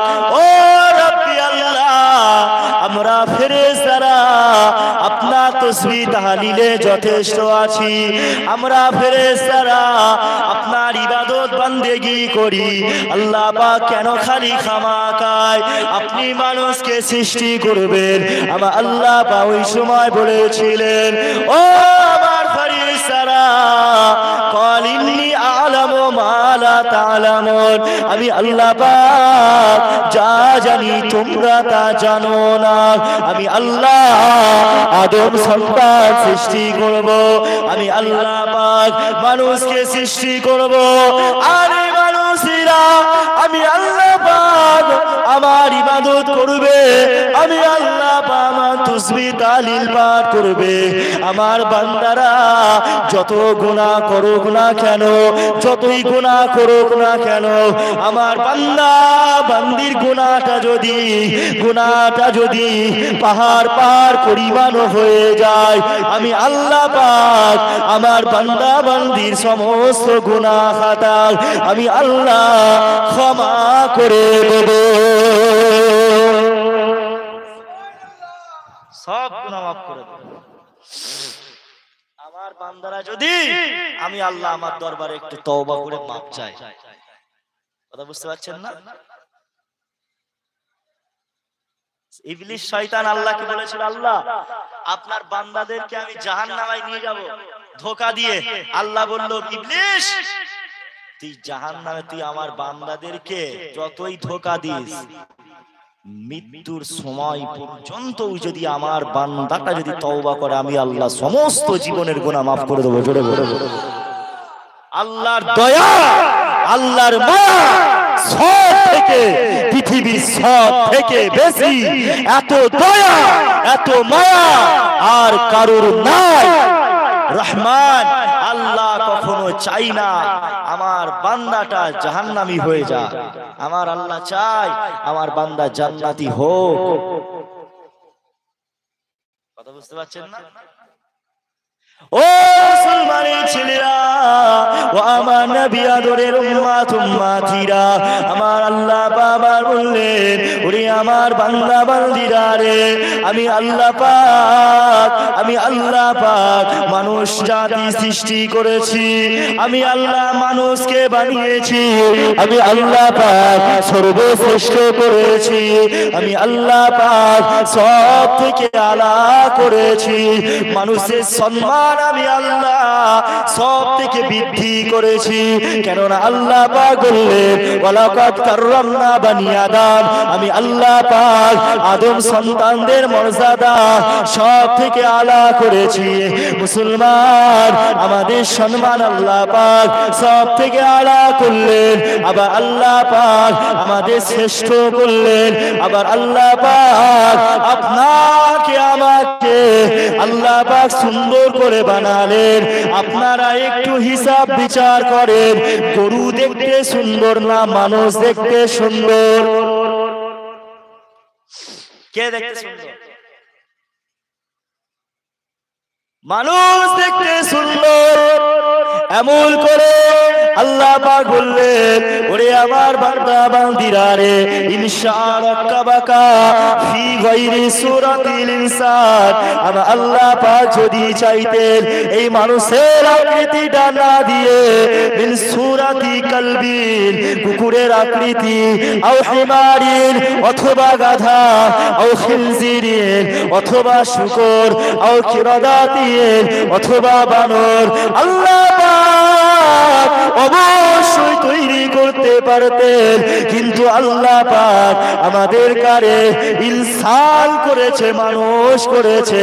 আল্লাহ পাক কুকুর করলেন না, আল্লাহ পাক আমাদের শূকর করলেন না, আল্লাহ পাক আমাদের ছাগল করলেন না, আল্লাহ পাক মানুষ করে পাঠালেন একটাই উদ্দেশ্যে, আমি আল্লাহ পাক আমার ইবাদত বন্দেগী করবে, আমি আল্লাহ পাক আমার তাসবিহ তাহলিল পাঠ করবে, আমি আল্লাহ পাক আমার হুকুম মোতাবেক চলবে। আবার আল্লাহ পাক বললেন লাকাদ খালাকনাল ইনসানা ফি আহসানি তাকওয়িম, আমি আল্লাহ মানুষকে সুন্দর করে নকশা দিয়ে ডিজাইন করে আমি আল্লাহ পাক বানিয়েছি। একটাই উদ্দেশ্যে আমার বান্দারা আমি আল্লাহ পাক আমার তাসবিহ তাহলিল পাঠ করবে। আল্লাহ পাক বললেন ওরে আমার বান্দা বান্দিরা রে, আমি আল্লাহ পাক বান্দা তোদের হাতে দরকার, আমি আল্লাহ পাক হাত দিয়েছি। বান্দা তোদের পায়ে দরকার, আমি আল্লাহ পা দিয়েছি। বান্দা তোদের চোখে দরকার, আমি আল্লাহ পাক চোখ দিয়েছি। বান্দা আমি আল্লাহ পাক তোদের কাল গোটা বডিটা দিলাম। এই গোটা বডির মধ্যে বান্দা এমন একটা জায়গা আছে, এমন একটা অংশ আছে যেটা কেবলমাত্র আমি আল্লাহ আমার জন্য রেখেছি। বান্দা তোদের পেশানি বলে যে জায়গাটা, বান্দা তোদের কপাল বলে যে জায়গাটা, ওই জায়গাটা কেবলমাত্র আমি আল্লাহ পাক আমার জন্য রেখেছি। বান্দা এই কপালটা কোনো পীরের বাজারে, কোনো ওলি আল্লাহ দরবারে, কোনো রাজা বাদশাহ, কোনো নেতা মন্ত্রী, কোনো ক্ষমতাশীল ব্যক্তি কারোর কাছে এই কপালটা নিচু করা যাবে না। বান্দা এই কপালটা নিচু করে কোনো মানুষের কাছে সিজদা করা যাবে না। বান্দা এই কপালটা আমি আল্লাহ পাক আমার জমিনে বান্দা মাথাটা নিচু করে বান্দা সুবহান রাব্বিয়াল আলা, সুবহান রাব্বিয়াল আলা, সুবহান রাব্বিয়াল আলা তাসবিহটা পাঠ করবি। বান্দা আমি আল্লাহ পাক তোদের জীবনের সমস্ত সগীরা সগীরা গুনাহগুলোকে আমি আল্লাহ পাক ক্ষমা করে দেব।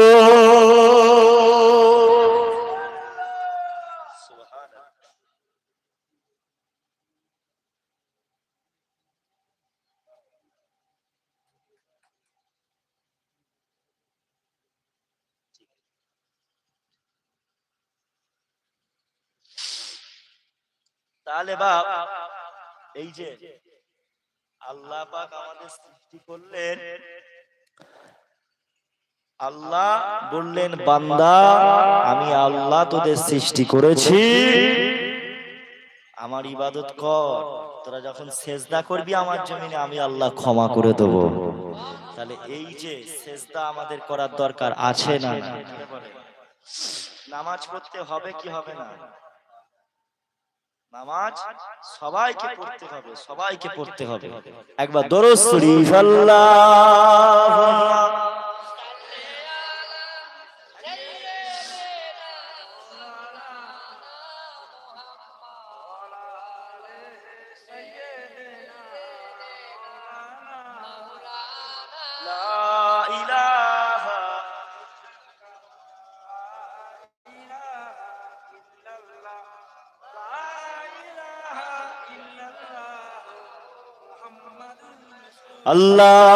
আল্লাহুম্মা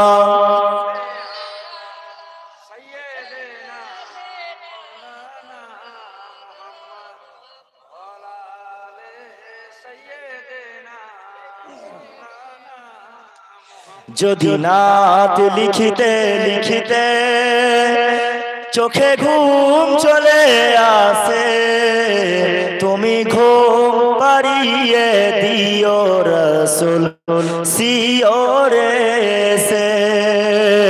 যদি নাত গাইতে গাইতে চোখে ঘুম চলে আসে, তুমি ঘুম পাড়িয়ে দিও রাসূল স্বপ্নে সে।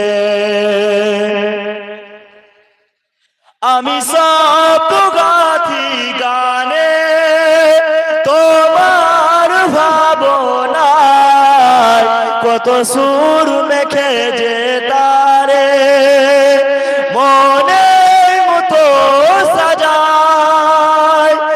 যদি মনেরই মতন গাথা মনের মতো না হয়, মনের মতো সাজিয়ে দিও হে রাসূল আমায়। যদি নাত লিখিতে লিখিতে চোখে ঘুম চলে আসে, তুমি ঘুম পাড়িয়ে দিও রাসূল স্বপনে সে। কভুলে কারো ফাঁকে যদি ডাকে তোমার হৃদয়, তুমি নূর মদিনা ছাড়ি আসবে কি গো নিশ্চয়। যদি রাখো সত্যি সত্যি চরণ পাপীর ঘরে, জীবন কাটিয়ে দেব রাসূল আপনার চারিপাশে। যদি নাত লিখিতে লিখিতে চোখে ঘুম চলে আসে, তুমি ঘুম পাড়িয়ে দিও রাসূল স্বপনে সে। তুমি ঘুম পাড়িয়ে দিও রাসূল কাছেতে সে। আল্লাহুম্মা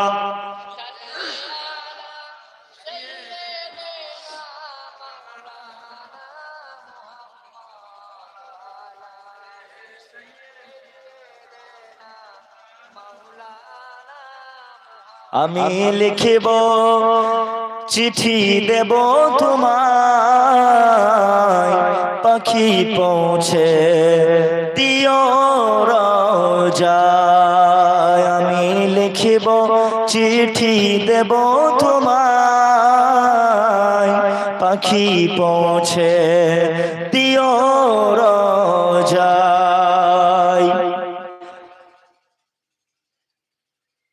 আমি থাকবো বসে এই আশায়,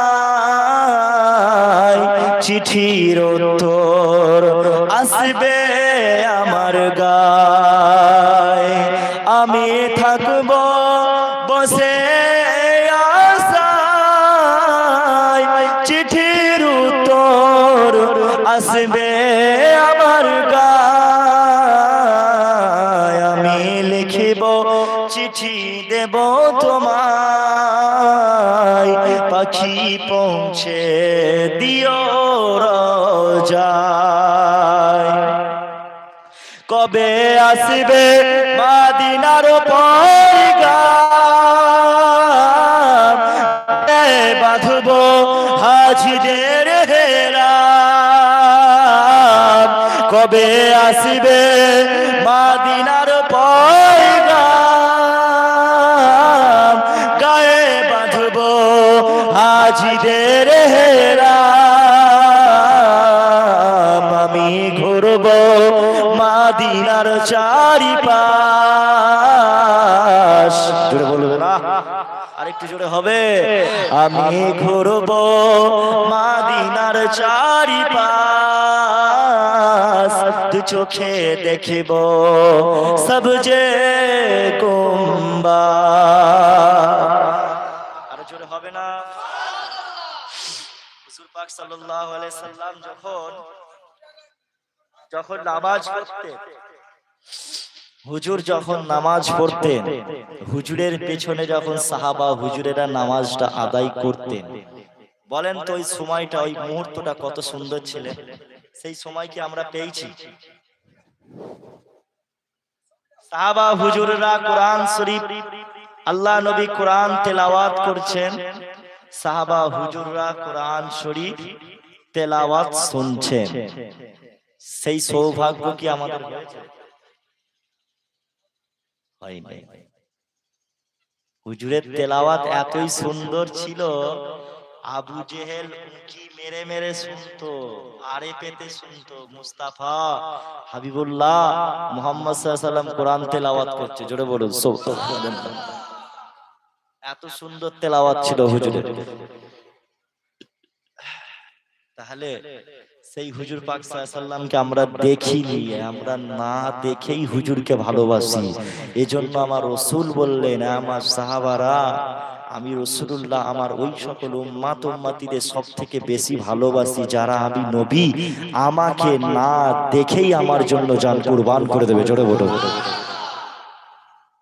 আমরা হুজুরকে না দেখে হুজুরকেই ভালোবাসি। এটাই তো আমাদের ঈমান, এটাই তো আমাদের ঈমান। মুসলমানের ছেলেরা, ও উম্মত-উম্মতানিরা, ও আমার মুরব্বি বাপ-জানেরা, আল্লাহর দিকে ফিরে আসো, নামাজ পড়ো, মুস্তাফা হুজুরকে ভালোবাসো। হাবিবুল্লাহ হুজুর যে কথাটা বলেছিল ওই কথাগুলো মেনে চলো। সাউন্ড বোঝা যাচ্ছে তো পরিষ্কার? সাউন্ড ক্লিয়ার আছে তো? ভ্যালবার করে না তো আবার? মুস্তাফা হুজুর সাল্লাল্লাহু আলাইহি ওয়াসাল্লাম, হুজুরের আমরা উম্মত, আমরা হলাম সর্বশ্রেষ্ঠ নবীর শ্রেষ্ঠ উম্মত। আল্লাহ পাক আমাদের মর্যাদা আল্লাহ পাক সব থেকে আলা করেছে। ও যুবকেরা, ও আমার মুরব্বি বাজারেরা, আল্লাহ পাক কতটা আলা করেছেন দেখেন। হযরতে জিবরাইল আলাইহিস সালাম, হযরতে জিবরাইল আলাইহিস সালাম আল্লাহ পাককে বলছে, ও রাব্বি আল্লাহ, আপনার বান্দা বান্দিরা, আপনার বান্দারা কোন কাজটা করলে পারে আপনি সব থেকে বেশি খুশি হন? আপনার বান্দারা কোন আমলটা করলে পারে আপনি সব থেকে বেশি আনন্দিত হন? বান্দা বান্দির কোন আমলটা আপনি সব থেকে বেশি পছন্দ করেন? আল্লাহ পাক ওই সময় জিবরাইল আলাইহিস সালামকে বলতে লাগলেন, ও হযরত জিবরিল আমিন, আমি আল্লাহ পাক আমার বান্দারা যখন এমন করে আমি আল্লাহ আমার জমিনে সেজদা করে, আমি আল্লাহ পাক আমার বান্দার উপরে খুশি হয়ে যায়। আমার বান্দারা যখন সেজদা করে আমি আল্লাহ খুশি হয়ে যাই। আল্লাহর ফেরেশতারা, আল্লাহর ফেরেশতা হযরতে জিবরাইল আলাইহিস সালাম এমন করে সেজদার মধ্যে পড়ে গেলেন, একভাবে 40 বছর ধরে হযরতে জিবরাইল আলাইহিস সালাম সেজদার মধ্যে মাথাটা নিচু করে সিজদায় রত থাকলেন। আমার আল্লাহ পাক হযরতে জিবরাইল আলাইহিস সালাম 40 বছর সিজদা দেওয়ার পরে হযরতে জিবরাইল আলাইহিস সালাম সিজদা থেকে মাথা খাড়া তুললেন। হযরতে জিবরাইল আলাইহিস সালাম মনে মনে চিন্তা করতে লাগলেন, আল্লাহ পাক আমি জিবরাইল আমার উপরে মনে হয় খুশি হয়ে গেছে। আল্লাহ পাক আমি জিবরাইল আমার উপরে মনে হয় রাজি হয়ে গেছে। কেননা দুনিয়ার মানুষেরা এত লম্বা সেজদা তো কেউ দেয় নাই, দুনিয়ার মানুষেরা এত দীর্ঘায়ু সেজদা কেউ দেয় নাই। কেননা আমরা যখন সেজদার মধ্যে যাই আমাদের সেজদাটা হয়তো কারো 3 সেকেন্ড, কারো 7 সেকেন্ড। কেননা আমরা সেজদায় যাই সুবহানা রাব্বিয়াল আলা 1 সেকেন্ড, আবারও সুবহানা রাব্বিয়াল আলা 2 সেকেন্ড, আবারও সুবহানা রাব্বিয়াল আলা 3 সেকেন্ড। আমরা 3 সেকেন্ড, কেউ 3 বার পড়ি, কেউ 7 বার পড়ি। তাহলে আমরা হয়তো 3 সেকেন্ড কি 7 সেকেন্ড সেজদায় মাথা নিচু করে থাকি। হযরতে জিবরাইল আলাইহিস সালাম 40 বছর ভাবে 40 বছর ধরে একভাবে আল্লাহ জমিনে সিজদায় রত ছিল। হযরতে জিবরাইল আলাইহিস সালামকে আমার আল্লাহ পাক বলতে লাগলেন, এ জিবরাইল তুমি শুনে রাখো, তুমি 40 বছর সিজদা দিয়ে জানে কি পেয়েছো? আমার হাবিবের উম্মত উম্মতিরা তোমার থেকে আরো বেশি নেকি পেয়ে গেছো। এ জিবরাইল জিবরিল আমার হাবিবুল্লাহর উম্মত উম্মতিরা তাদের সেজদা 3 সেকেন্ড 7 সেকেন্ড হবে। জিবরাইল তোমার থেকে আমার মুস্তাফার উম্মতেরা ওই নামাজটা আদায় করে আরো বেশি নেকি পেয়ে যাবে।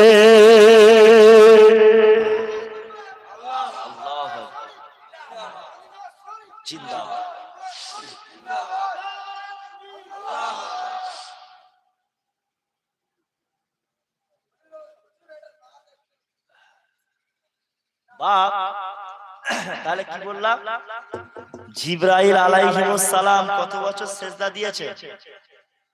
কত বছর? 40 বছর। আর তুমি আমি সেজদায় গেলে তো সুবহানা রাব্বিয়াল আলাটাই ঠিকভাবে পড়ি না, অনেক মানুষ আছে, বুঝতে পারছো? তোমার আমার সম্মান কার খাতিরে? এত মর্যাদা কার?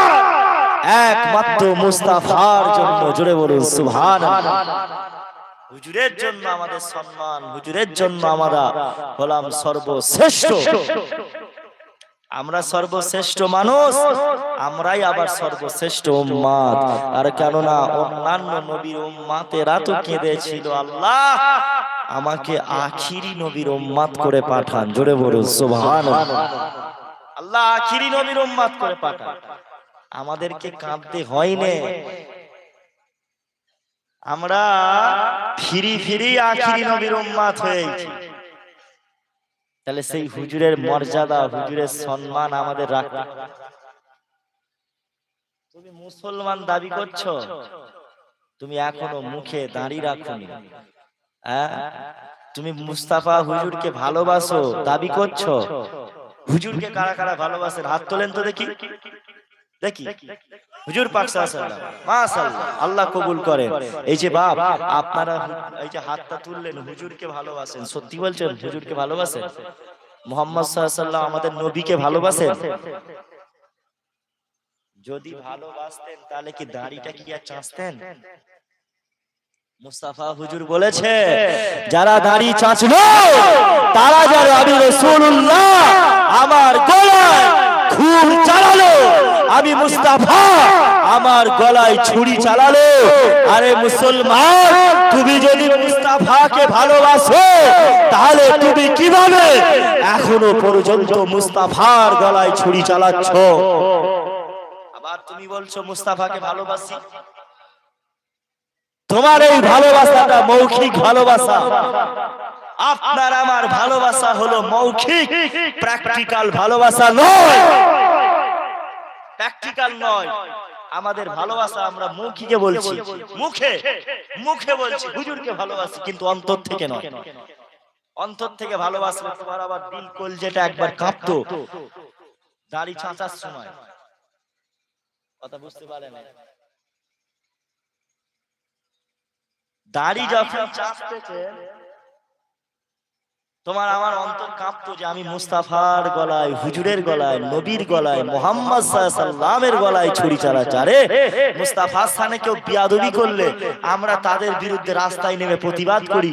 হ্যাঁ, গুস্তাখে রাসূল, হ্যাঁ, যারা হুজুরের স্থানে বিয়াদবি করেছে তাদের ছাড়বো না, তাদের জান কুরবান করে দেবো, তাদের গর্দান কেটে দেবো, প্রতিবাদ করছি। আরে মুস্তাফার স্থানে তুমিও বিয়াদবি করছো মুসলমান, তুমি তোমার দিকটা একবার খেয়াল করো। কথা বুঝতে পারছেন না? আচ্ছা, হুজুর পাক সাল্লাল্লাহু আলাইহি ওয়াসাল্লাম যদি হায়াতে থাকতেন, আমি উদাহরণ বলছি, হুজুর যদি হায়াতে থাকতেন, আপনারা হুজুরের গলায় কেউ ছুর চালাতে পারতেন? ছুরি চালাতে পারতেন? কেন কেন পারতেন না? কেন? হ্যাঁ, বিয়াদবি হতো। তাহলে হুজুরের গলায় ছুরি আমরা কেউ চালাতে চাই না। তো হুজুরের গলায় ছুরি চালাতে চাইছেন না যখন, আগামী দিনে আর কে কে হুজুরের গলায় ছুরি চালাবেন একটু হাত তুলবেন।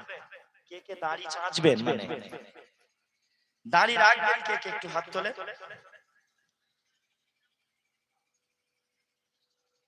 যাদের দাড়ি আছে তাদের বাদ দাও, যাদের আছে, যাদের নেই তাদের বলছি। যাদের আছে তারা আবার যেন কেটে না ফেলে না। যাদের দেই তারা একটু হাত তোলেন। যে হুজুরের গলায় মুস্তাফা হুজুরের সামনে যে এত বড় একটা বিয়াদবি হবে, আমিও তো হুজুরের উম্মাত, আমি হুজুরের উম্মাত হয়ে হুজুরকে কষ্ট দেবো, মুহাম্মদ সাল্লাল্লাহু আলাইহি সাল্লামকে কষ্ট দেবো? আমি মুসলমান তাহলে নয়, আমি হচ্ছি যে হুজুরকে কষ্ট দেবে সে মুসলমান নয়, সে মুনাফিক। সে কি? মুনাফিক। বুঝতে পারছেন না? যে হুজুরকে ভালোবাসবে সে মুমিন, আর যে হুজুরকে কষ্ট দেবে সে হচ্ছে মুনাফিক, নির্লজ্জ, বেহায়া। বারবার বলার পরে, আলেম ওলামারা বারবার বলার পরে যারা মানবে না, তারা যখন মারা যাবে তারা আফসোস করবে, দুনিয়ার জমিনে কেন আমরা আলেম ওলামাদের কথা শুনলাম না। বুঝতে পারছেন না? বাপ, আপনাদেরকে ভালোবাসি আমি, আপনারাও আমাকে ভালোবাসেন, আপনারাও মুহাম্মদ সাল্লাল্লাহু আলাইহি সাল্লাম হুজুরকে ভালোবাসেন, হুজুরের জন্য দাড়ি রাখার ওয়াদা করেন। দেখি হাত তোলেন।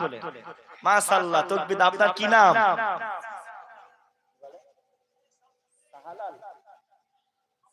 সাহালুন। শামসুদ্দিন আপনার নাম? আমার শামসুদ্দিন ভাই দাড়ি রাখার ওয়াদা করছে, আল্লাহ পাক তিনাকে কবুল করে। জোরে বলেন আল্লাহুম্মা আমিন। আর কে? আপনি?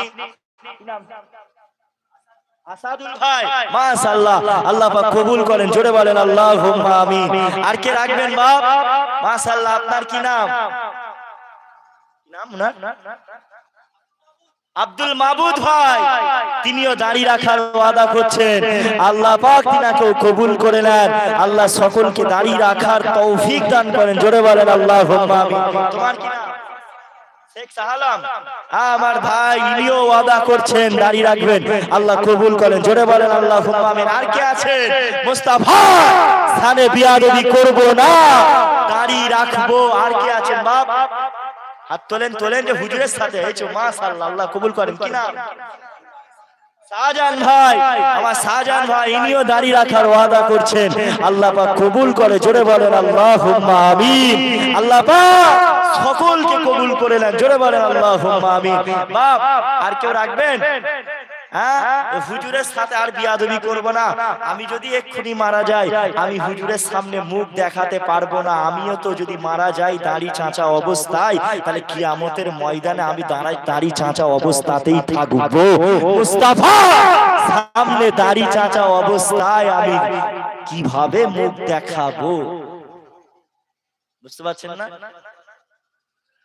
হুজুরকে, হুজুরের ভালোবাসা অন্তরে ভরপুর করেন বাবা। মুসলমানের ছেলেরা, ও আমার মুরব্বি বাপ জানেরা, তাই আসো আল্লাহকে ভালোবাসুন। মুস্তাফা হুজুরকে মোহাব্বত করেন, মুস্তাফা হুজুরকে ভালোবাসেন, নিজের জান দিয়ে ভালোবাসেন। এই যে যারা ওয়াদা করলেন আমরা দাড়ি রাখবো, আমি বলার পরে আপনারা ওয়াদা করে নিলেন, আল্লাহ পাক আপনাকে দেখছে। মুস্তাফা স্বয়ং মদিনা শরীফ থেকে দেখছে। যুবকেরা, আপনারা তরুণেরা, আমার মুস্তাফা হুজুর আপনাকে দেখে, আমার মুস্তাফা হুজুর, আমার হুজুর খুশি হয়ে গেছে যে আমার ওই সকল উম্মাত গুলো ওরা দাড়ি রাখার ওয়াদা করলো, ওদের জন্য আমার মুস্তাফা হুজুর কিয়ামতের ময়দানে আপনি আমি যখন, আপনার আমার পাশে কেউ থাকবে না, আপনার আমার পাশে কেউ থাকবে না। কিয়ামতের ময়দানে কঠিন মাহশরের দিনেতে যখন সূর্য মাথার গোড়ায় চলে আসবে, আপনার মানুষের শরীর ঘামতে থাকবে, এত ঘামবে। আল্লাহ নবী বললেন, ও এত মানুষের শরীর থেকে ঘাম হবে, কারো হাঁটু পর্যন্ত ঘামে ডুবে যাবে, আবারও কারো কোমর পর্যন্ত ঘামের মধ্যে ডুবে যাবে, আবারও কেউ গলা পর্যন্ত ঘামের মধ্যে ডুবে যাবে। কিন্তু যারা মুমিন হবে, যারা আল্লাহর প্রেরিত বন্ধু হবে, যারা আল্লাহ হবে যারা আল্লাহর নেক ঈমানওয়ালা ঈমানদার হবে ওই সমস্ত মানুষগুলো আমার আল্লাহর আরশে আজিমের ছায়া তলে থাকবে। আল্লাহ নবী নবী দয়া নবী নবী আমাদিন দুনিয়া বাদশাহ হাবিবুল্লাহ হুজুর মসজিদে নববী শরীফে আল্লাহ নবী যখন শোনাচ্ছেন আমাদের আম্মা জান হযরত আয়েশা সিদ্দিকা রাদিয়াল্লাহু তাআলা আনহা হুজুর আমার আল্লাহ নবীকে বলতে লাগলেন ইয়া রাসূলুল্লাহ ইয়া হাবিবাল্লাহ হুজুর আমি আয়েশা কিয়ামতের ময়দানে আপনাকে কোথায় পাবো হুজুর আপনি কোথায় থাকবেন? আল্লাহ নবী বললেন বিবি আয়েশা আমি রাসূলুল্লাহ কিয়ামতের ময়দানে মাহশরের দিনেতে আমার উম্মতিরা পানির জন্য তৃষ্ণায় ছটফট করবে আর আমি রাসূলুল্লাহ আমার উম্মতিদের জন্য হাউজে কাউসারের কাছে থাকবো আমার উম্মতিদের হাউজে কাউসারের পানি পান করাবো। ও বিবি আয়েশা আমি রাসূলুল্লাহ আমাকে কোথায় পাবে? বিবি আয়েশা আমি রাসূলুল্লাহ মিজানে দাড়ি পাল্লার কাছে থাকবো কেননা আমার অনেক গুনাহগার উম্মতিরা যাদের নেকির পাল্লাটা হালকা হয়ে যাবে গুনাহের পাল্লাটা ভারী হয়ে যাবে আমার উম্মতিরা যদি গুনার পাল্লাটা ভারী হয়ে যায় আমার উম্মতিরা জাহান্নামী হয়ে যাবে। না না না না আমি রাসূলুল্লাহ আমার উম্মতিদের কারে জাহান্নামী হতে দেব না। ও বিবি আয়েশা আর আমি রাসূলুল্লাহ মিজানে দাড়ি পাল্লার কাছে থাকবো আমার যে সকল উম্মতিদের নেকির পাল্লাটা হালকা হয়ে যাবে আমি রাসূলুল্লাহ আমার শাহাদত আঙ্গুলটা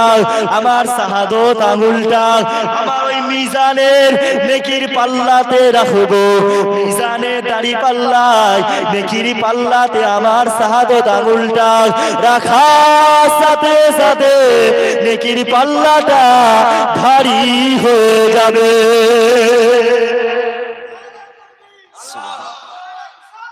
ইয়া রাসূলুল্লাহ জিন্দাবাদ। হুজুরের একটা শাহাদত আঙ্গুল নেকির পাল্লায় রাখবে তো নেকির পাল্লা ভারী হয়ে যাবে গুনাহের পাল্লা হালকা হয়ে যাবে। জোরে বলো তাহলে হুজুর কিয়ামতের ময়দানে উম্মতদেরকে ভুলছে না।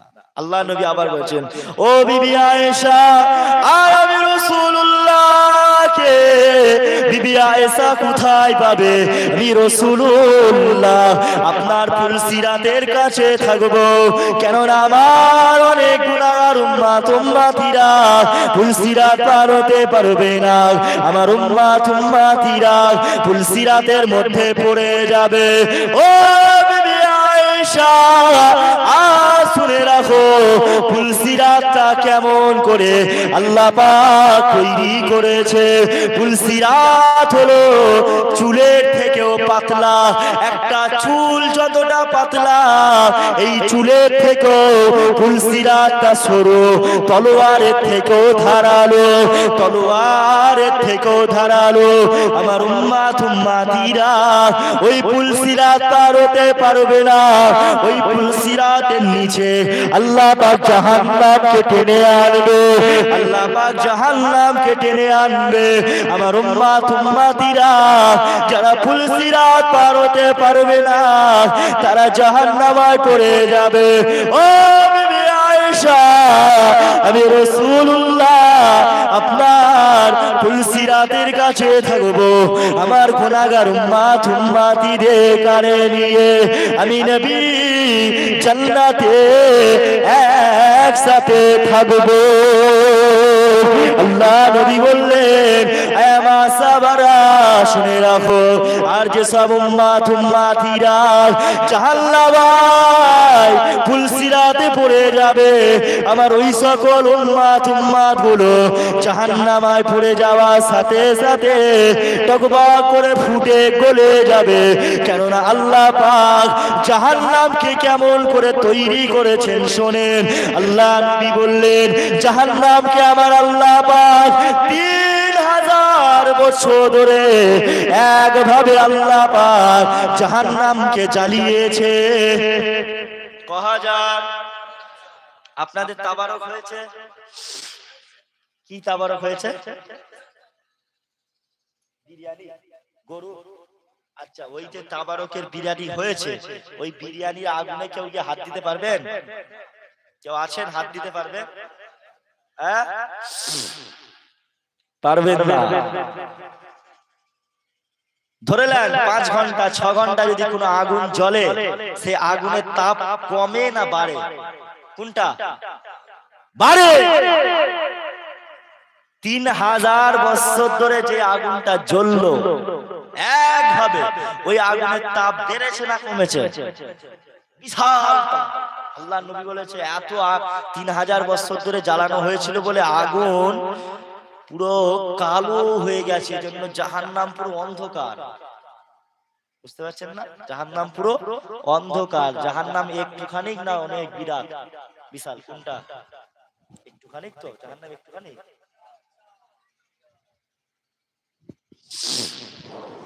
মানুষকে আগুনে ফেলে দেওয়া হবে, তোমাকে আমাকে। আল্লাহ না করুক, আল্লাহ আমাদের সকলকে জান্নাতুল ফেরদাউস নসিব করুন। জোরে বলেন আল্লাহু আকবার। জাহান্নাম বড় কঠিন। আল্লাহ নবী বললেন, আমার সাহাবারা আর আমি রাসূলুল্লাহ জানিয়ে দিলাম, বাবা সাহাবারা, জাহান্নামকে আল্লাহ পাক 3000 বছর ধরে আল্লাহ পাক জ্বালানোর পরে ওই জাহান্নামের আগুনে যখন আল্লাহ পাক মানুষকে ফেলবে, আল্লাহ পাক মানুষকে ফেলার পরে জাহান্নামীরা কাঁদবে, ও রাব্বি আল্লাহ, আল্লাহ পাক আমরা জাহান্নামায় থাকতে পারছি না, আল্লাহ পাক আমাদের কারে জাহান্নাম থেকে বার করুন। আল্লাহ বান্দা বান্দিরা কাঁদবে, আল্লাহ পাককে বলবে, আল্লাহ পাক আমাদের ঠান্ডা পানি দেন। আমার আল্লাহ পাক ঠান্ডা পানির পরিবর্তে আল্লাহ বললেন, ইল্লা হামিমা ওয়া গাসসাকা, ইল্লা হামিমা ওয়া গাসসাকা, ফুটন্ত গরম পানি দেবে। ও মুসলমান, আল্লাহ পাক ফুটন্ত গরম পানি দেবে, যে পানিটা খেলে পরে বান্দা বান্দিদের শরীরটা আবার গলে যাবে। আবারও আল্লাহ পাক আবারও শরীর দান করবে, আবারও মানুষ গলে যাবে, আবারও অটোমেটিক শরীর দান করবে, শরীর তৈরি হয়ে যাবে। মুসলমান, তুমি আমি এখন বেঁচে আছি, তোমার আমার আগুনে হাত দিলে, আগুনে হাত দিলে, পা দিলে হাত পা পুড়ে যাবে, কত কষ্ট হবে। তাহলে আপনাকে আমাকে এই জীবন্ত মানুষকে যখন আগুনে ফেলে দেবে, আমরা কিভাবে ওই আগুনে থাকবো? না না না না, আমরা আগুনে থাকতে পারবো না। আল্লাহ নবী, নূর নবী, দয়া নবী, নবী আমার দিন দুনিয়া বাদশা হাবিবুল্লাহ বললেন, বাবা সাহাবারা, এমন করে যেসব মানুষকে আপনার জাহান্নামে ফেলা হবে, আল্লাহ পাক জাহান্নামে ফেলা পরে জাহান্নামীরা অজননে কাঁদবে। ও রাব্বি আল্লাহ পাক, আল্লাহ পাক ঠান্ডা পানি দেন, আল্লাহ পাক ঠান্ডা পানি পরিবর্তে আল্লাহ পাক গরম পানি এমন করে আল্লাহ পাক পুষ দেবে। আমার রাসূলুল্লাহ সাহাবা হুজুরে বললেন, বাবা সাহাবারা শুনে রাখো, লাউ আন্না দালওয়ান মিনাল গাসাকি ইফরাকু আলা দুনিয়া লানাতানা আলা দুনিয়া। এ বাবা সাহাবারা, আর করে জাহান্নামীদের কারে যেই পোষটা দেওয়া হবে, আর ওই পোষটা যদি দুনিয়ার জমিনে এক বালতি ফেলে দেওয়া হয়, তাহলে সারা পৃথিবীর মানুষ ওই পুঁজে গন্ধ পেয়ে যাবে।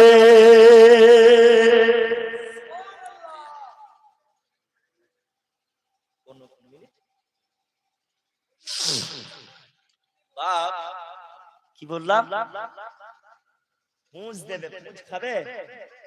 কে কে খাবে হাত তোলেন। আপনার ওই যে এতে সিয়ারাতে সস দেয় দেখেছেন তো, লাল সস, ওই সস দিবে জাহান্নামে। খাবে?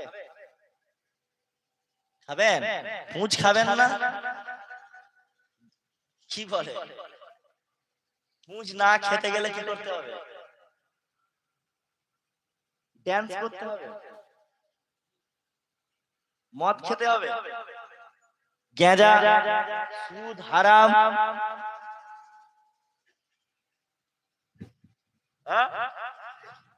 মদ না খেতে গেলে ঠিকঠাক ভাবে কি করতে হবে? আল্লাহর পালন করতে হবে। আল্লাহর হুকুমগুলো আপনাকে ঠিকঠাক ভাবে পালন করতে হবে যদি আপনি পুঁজ না খেতে চান। পুঁজ খারাপ জিনিস না ভালো জিনিস? আচ্ছা, আল্লাহর নবী বলেছে পুঁজ এক বালতি ফেললে গোটা পৃথিবী মানুষ পুঁজের গন্ধ পাবে। মানে বুঝতে পারছেন ওই পুঁজটা কত ডেঞ্জারাস, কত খতরনাক। জি কি বলছেন?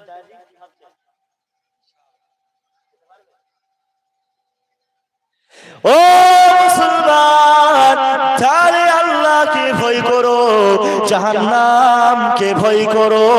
ওই জাহান্নামায় আমরা কেউ যেতে চাই না, ওই জাহান্নামায় আমরা কেউ যেতে চাই না। আমরা সকলে জান্নাতি হতে চাই। যেন আল্লাহ পাক আপনাকে আমাকে সবাইকে আল্লাহ পাক যেন জান্নাতি করেন, বলুন আমিন। জান্নাত পেতে গেলে আল্লাহর ইবাদত করতে হবে, মুস্তাফা হুজুরকে ভালোবাসতে হবে, আল্লাহ নবীকে জান দিয়ে প্যার করতে হবে। সাহাবা হুজুরেরা, আল্লাহ নবী সাহাবা হুজুরেরা আপনার আমার মুস্তাফার জন্য কত কষ্ট করেছিল। সাহাবা হুজুরেরা নিজেদের জানটাকে মুস্তাফার কদমে কুরবানি করে দিল। তারা ইসলামটাকে জিন্দা করার জন্য, সাহাবা হুজুরেরা নামাজটাকে প্রতিষ্ঠা করার জন্য, রোজাটাকে কায়েম করার জন্য, ইমামে হাসান, ইমামে হুসাইন রাদিয়াল্লাহু তাআলা আনহুমা হুজুরগণেরা আল্লাহর জন্য শহীদ হয়ে গেল কারবালার ময়দানে। ইমামে হুসাইন রাদিয়াল্লাহু তাআলা আনহু হুজুর আমার নিজের জানের পরোয়া করলেন না।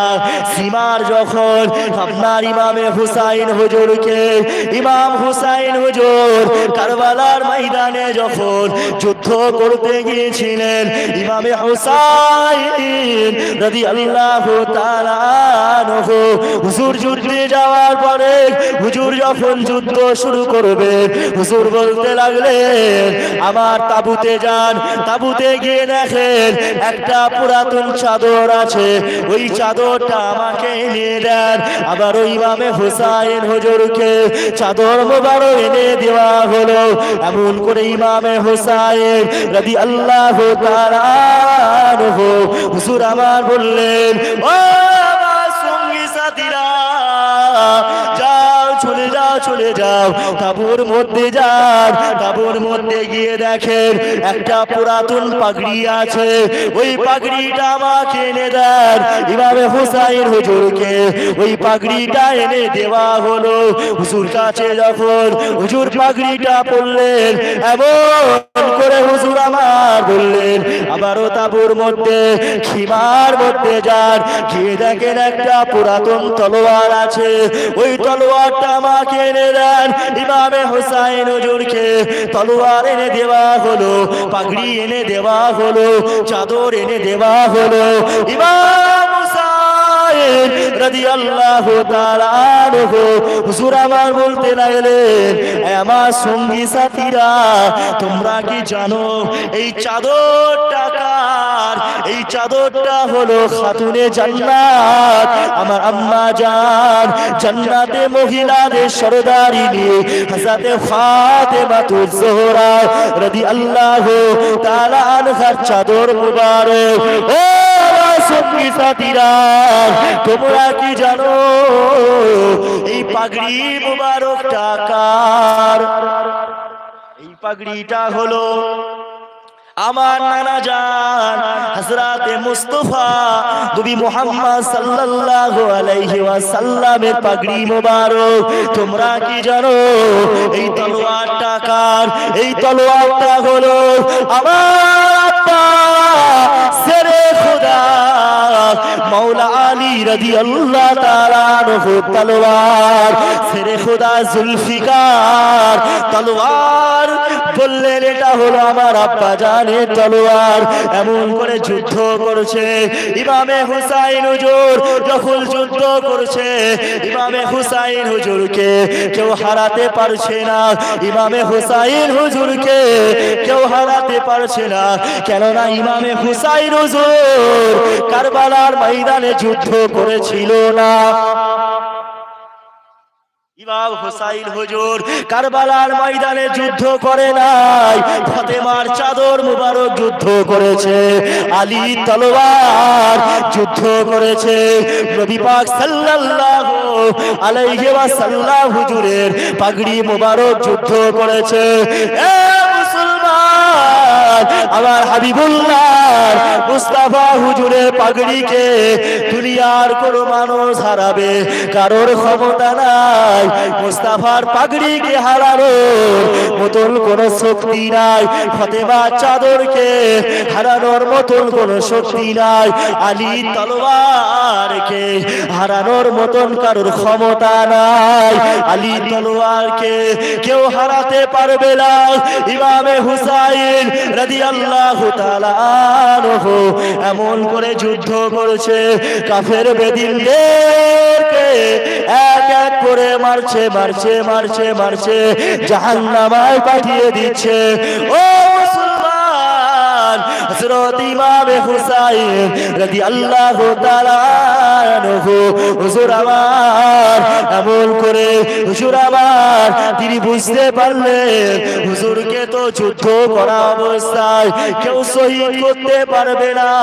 এমন করে দেখা যায় আসরের ওয়াক্ত হয়ে গেল, আসরের নামাজের টাইম হয়ে গেল, আসরের নামাজের সময় আল্লাহ নবীর নাতি আল্লাহ নবীর নাতি ফাতেমার কলিজা টুকরা আলীর নূরের নাজার হযরতে ইমামে হুসাইন রাদিয়াল্লাহু তাআলা আনহু হুজুর আমার বলতে লাগলেন, এ আপনার ইয়াজিদের লোকেরা নামাজের টাইম হয়ে গেছে, তোমরা নামাজ আদায় করে নাও, আমরাও নামাজ পড়বো।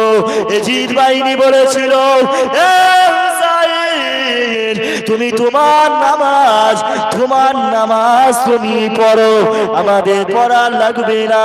হযরত ইমামে হুসাইন রাদিয়াল্লাহু তাআলা আনহু হুজুর আমার নামাজ পড়তে দাঁড়ালেন। আল্লাহু আকবার।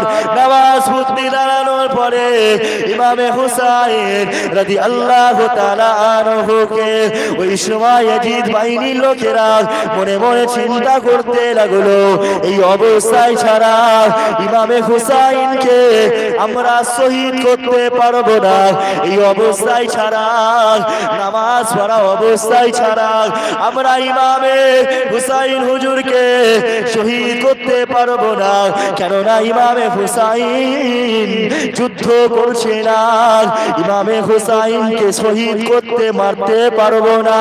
ওই সময় সীমার নিষ্ঠুর সীমার হযরত ইমামে হুসাইন রাদিয়াল্লাহু তাআলা আনহু হুজুরের কাছে এসে হুজুরের একটা হাত কেটে দিলেন। একটা হাত মোবারক কেটে দেওয়া পরে হুজুরের শরীরটা ঘুরে গেল। হযরত ইমাম হুসাইন রাদিয়াল্লাহু তাআলা আনহু হুজুর আমার সামনের দিকে ঝুঁকে বললেন।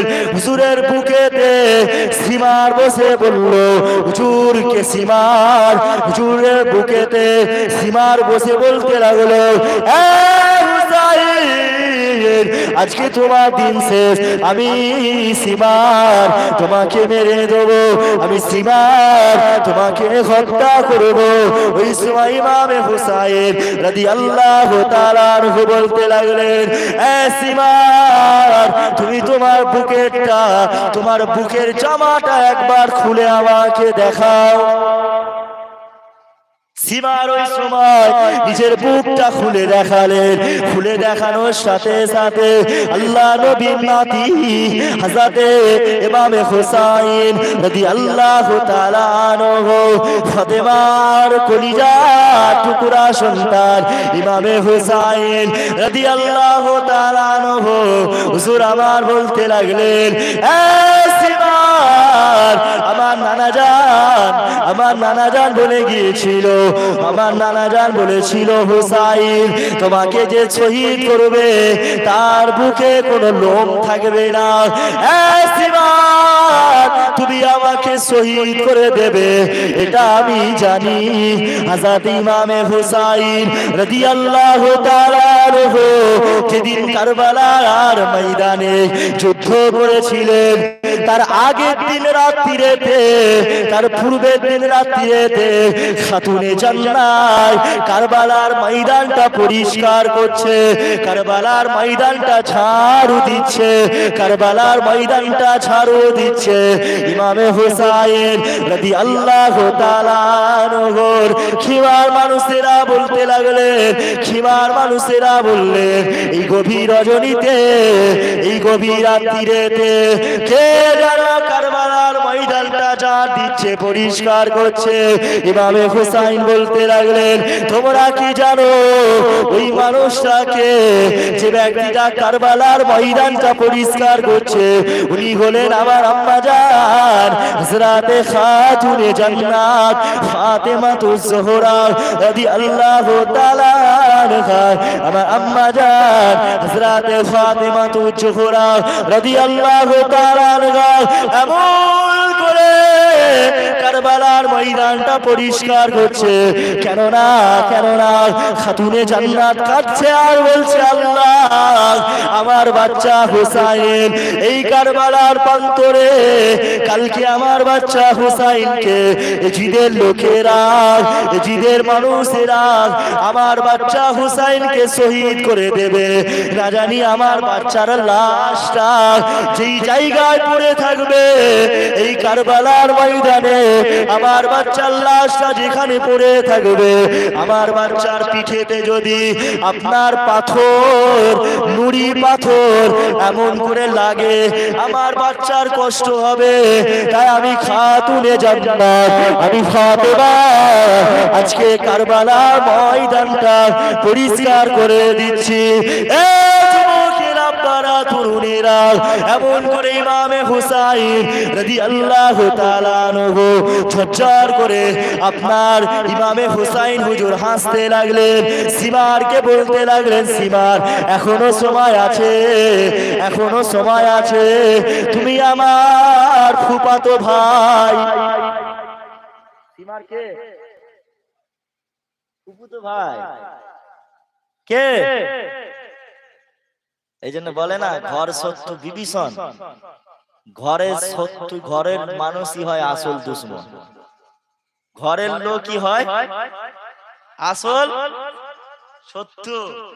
মুহাম্মদ সাল্লাল্লাহু আলাইহি ওয়াসাল্লাম হুজুরের সবথেকে বড় দুশ্মন ছিল ঘরের লোকেরাই।